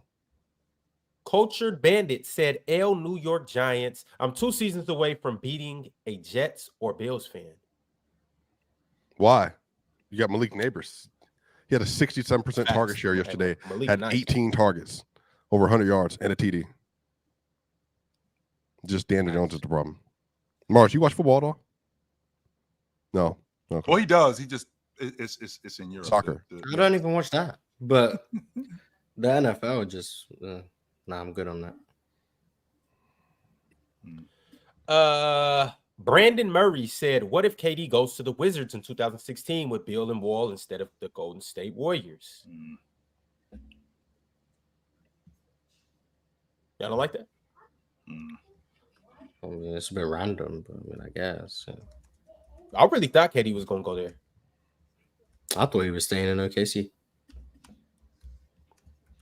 Instead, he made the right decision. Yeah, instead, he went and joined his daddy. Hanzo said, he's been a member for 9 months. He said, "What if Ron could read? What if Swiper wasn't a Serbian nationalist? What if Ox wasn't a hater? What if Chill wasn't washed?" Hey, in order to be washed, that means that you had to be that dude. See, Hanzo, you've never been that dude, so you'll never be washed. Understand that, brother. Remember that. And I ain't washed. Chill been on one all day. Yep, Swiper, the known nationalist. Very patriotic man. Why I ain't going what if? I guess. Well, Mars, you haven't been around long enough to be aware. Yeah, you're right. Still fulfilling should have said, what if Mars was born in the 80s or something? Oh, hell no. I'm still fulfilling my potential. No, that's what it is. Tyrone Winston, been around for 17 months. He said, in the words of Dion, "I won." Oh, yeah, Dion for sure did not win. But he could have won. He could have won. So there was zero chance of him winning that debate. Nah, there was a chance if he just wasn't Dion. But so if he was a different person a different person could have won that debate. So what if Dion was a different person? Yeah. That's the biggest what if. All right. Billawau K said, "What if the USSR let Arvydas come to the NBA in '86?" That's a good one. That is a good one. I mean, that's when he was 24. Like, that's still old. Like, let him into the NBA in '82. Yeah. Then everyone would agree with Penn. And then wouldn't be no David Robinson. Wouldn't be no Hakeem. Wouldn't even be no Kareem. It'd be Arvydas. One Buddy has been a member for 13 months, potentially longer than that. He said, "The old becomes new, and the new becomes old." Hashtag damn champ. You know what? But the never was never becomes the never. Never becomes the was. I can tell you that right now. If you never was, you will never be a was. So, damn, never been. That's hilarious.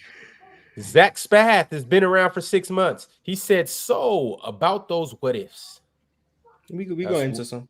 That's when the show kind of took a turn for whatever. This show's been I enjoyed it. This show's been all over the place today. Rambo E 1996 said, "What if Kobe didn't get injured in 2013? Would have loved to see how Kobe's last 3 years go and his career end on his terms rather than his body failing." That's usually how careers end, when guys' body starts to fail. Guys don't just walk away. In the words of Charles Barkley, we don't quit because we want to. We quit because we can't play no more. So that's what happens. I wonder how close he would have got to Korean. Closer. Closer.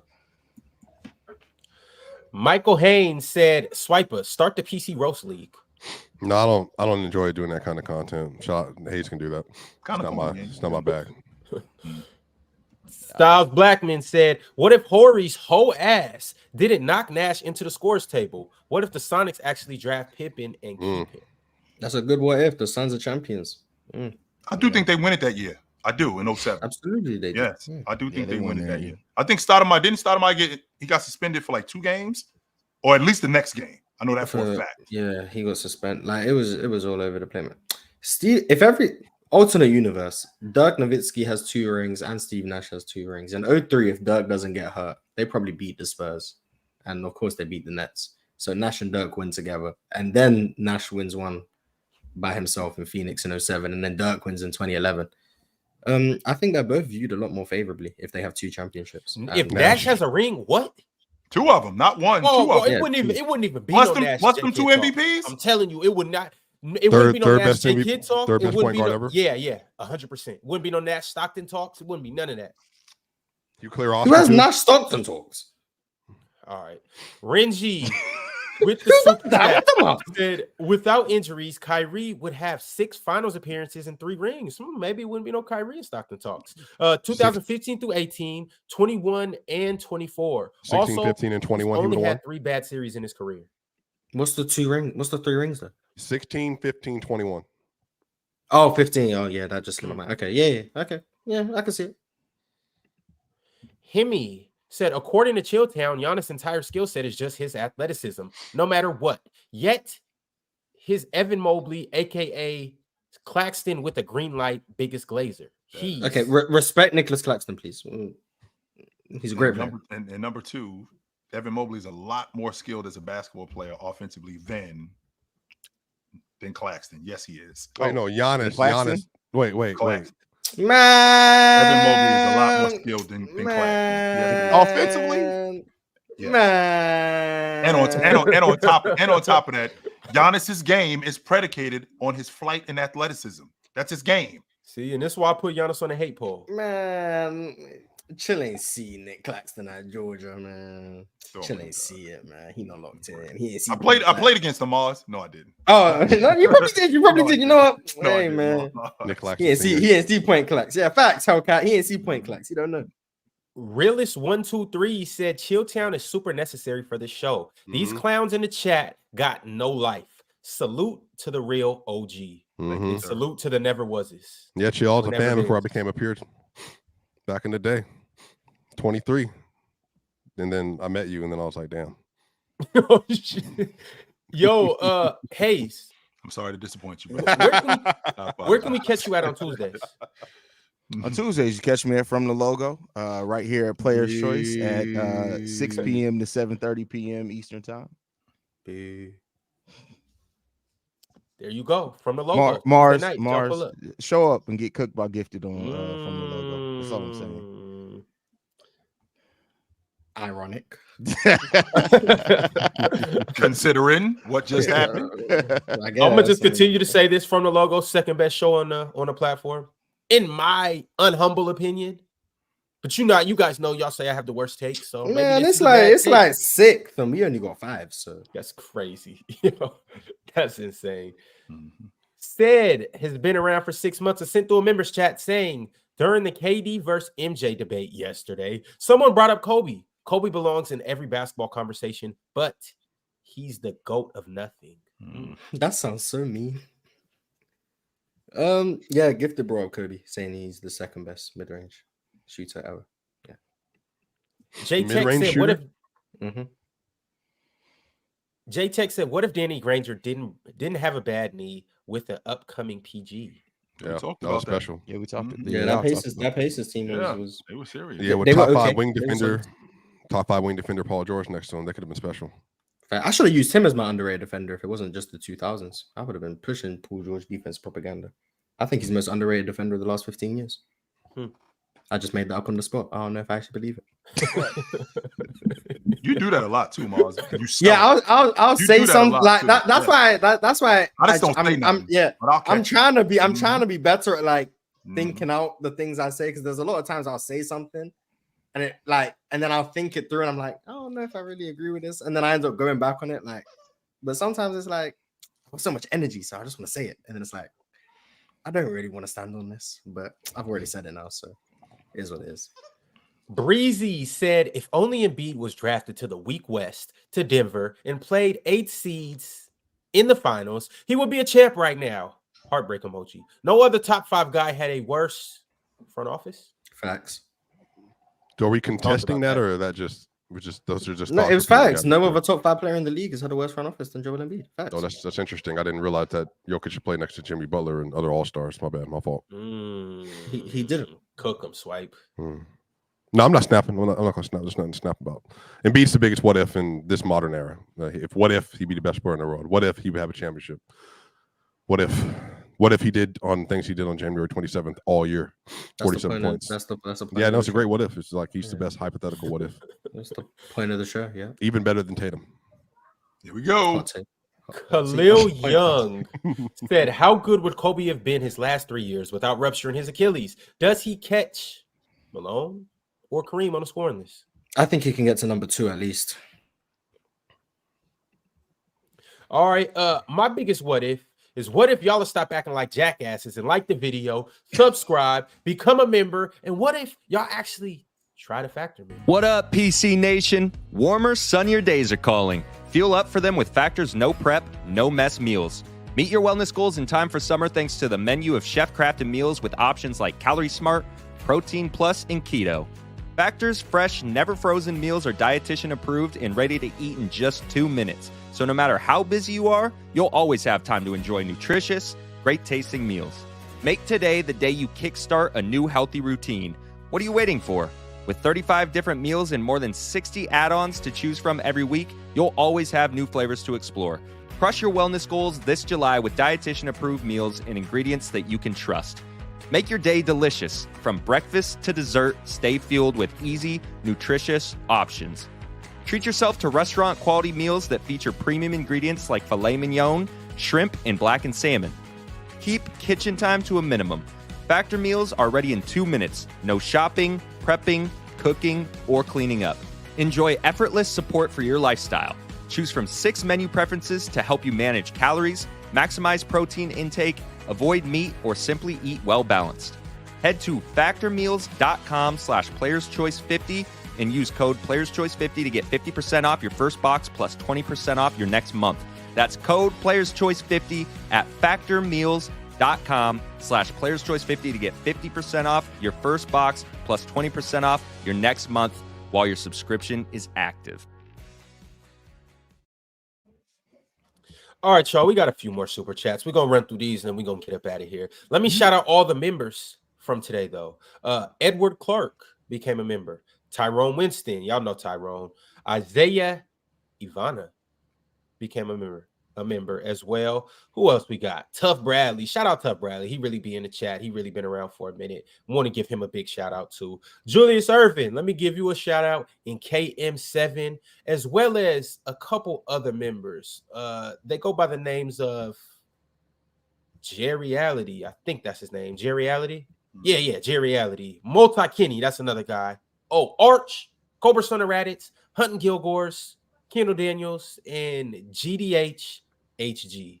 Shout out to them guys. They really holding it down for us. FIFA Boy said El Lambo. Multi Kenny, speaking of which, said the meme is over. Dion is finally out. Thank God. Damn, Hayes, you ended the meme? Yeah, he got unlucky. Is what it is. Marchant 2K said, what if OKC kept Harden and Ibaka and KD didn't leave? I think they would have won one. I do. Yeah, for sure. Yeah, they would have eventually won one. I think they get one that very next year. Who went to the finals in the East next year? The Heat. Yeah. Yeah. Oh, no, not that year. No. I'm talking about the year. They don't beat the Heat in 13. No. When KD left, is that what you're talking about? Yeah. 16? It was Cleveland. But I forgot that Harden's still there. See, I'm saying even without Harden, if KD stays, I think they win the next year. Oh. With Harden? Oh, man, come on. It's up without Harden. Or with Harden. Brandon Murray said 2016 KD goes to the Wiz with Wall and Beal, not Golden State. I mean, I guess he goes to Washington. You don't think nothing happens there, Mars? He plays basketball in Washington. Okay. Shout out to KD. He's close to the White House. Educated Tyrone said Markel in high school went bonkers at the Rucker. I remember that clip. It was a beast. Modest Review said, was T-Mac ever better than Kobe, especially in 2003? It was a conversation, but I don't think he was ever better than Bryant. No. It was just a conversation more so for debates. Like, I think deep down everybody knew it was Kobe. He led the league in warp. There you go. Masinko G said 2K14 Gerald Green, my GOAT. He the best non-superstar, I think, on 2K. Quabe said 2K14 Gerald Green would be the best player all time. Mo said the most hated player on PC is Harden. Dub Mars. That bum do get a little bit of hate. I mean, yeah, low key. Ron, Ox, Chobe hating. Bum. Yeah. That's why. Yersta said, Swiper, did you play Knights of the Old Republic or no? Knights of the Old Republic. Oh, there was a little haze. Shout out Lil Hayes. Yeah, definitely a little. My twin. Look, I was about to say, I'm looking at that dude. I'm like, oh, that's you at 11 years old. That's you. Get a picture of you. Matter of fact, go to school. Why you ain't in school? It's no school today. They got a random academic day on some random Monday 3 weeks after school hell? started. It don't make any damn sense. Yeah, Go your ass to school. Academic day, not in academics. Interesting. Quabe said, Buddy gonna name his son Jermaine at this rate. Damn. Yo, what? Cultured Sonder said Met being not beating pause. Or Mitt being not beating pause. I don't even remember what his super chat said, so no, the spelling error he made. I do. That was disgusting. I like Burrito said Texans 2-0, CJ Stroud best in the league. Cook. You a Bears fan, right? Right, Hayes? Yeah, we were live over on DraftKings for the game yesterday, and yeah, CJ Stroud's that dude. Like the Bears defense, they roughed him up in the second half of that game quite a bit. He had a QB rating of like 61 in the second half of that game, but the damage was already done, and the Bears offense is complete trash. So y'all gonna be all right though. That he gonna get it together. Let's hope so. Because if not, I can't take another Bears bust at quarterback, bro. Like at some point, I don't think he's gonna be a bust. But here's the thing: like he can't do shit with 0.5 seconds back there to throw the ball. That's true too. Yeah, our offensive line is god awful. Hey, for real, I highly would have considered just pulling Caleb last game at the rate that y'all was hitting him. Like 7 sacks, 5 in the second half. Yeah, that's crazy. I'm not finna wreck him that way. Which suggests to me that maybe it ain't the quarterback. Maybe it's something else. They don't invest in the damn offensive line, and I don't understand it. Like you can't invest in a QB without investing in the offensive line. It goes hand in hand. Yersta said, I think Luka has top 3 trajectory. Age for age, I believe he's the more accomplished than Kareem, if counting totality of their Euro and college too. Does he not know what Kareem did in college? Clearly, he don't. Clearly, Kareem won what? 3 national championships, 3 player of the years, 2 MVPs in the NBA by age 25, and a championship. And then he got a mysterious year at 18 of what he did in college too. That we all know what happened, but we can't technically say what happened. But yeah, you know who he was. Kareem by 25 was one of the most accomplished players ever. Like 3 college championships, 3 player of the years, 2 regular season MVPs, a championship in the NBA, and a finals MVP, while averaging over 30 points per game and like 15 rebounds over those years. Like, nah. All right, y'all. We're about to get up out of here. Arch said, like the video on the way out. We're going to catch y'all tomorrow. We'll be here. Hayes, we need you up here again sometime soon, my man. Later, fellas. Listen, I didn't know I could just pull up randomly. I mean, I may pull up more often. So later, fellas. Cool. All right. Catch y'all tomorrow. We out. Good luck winning the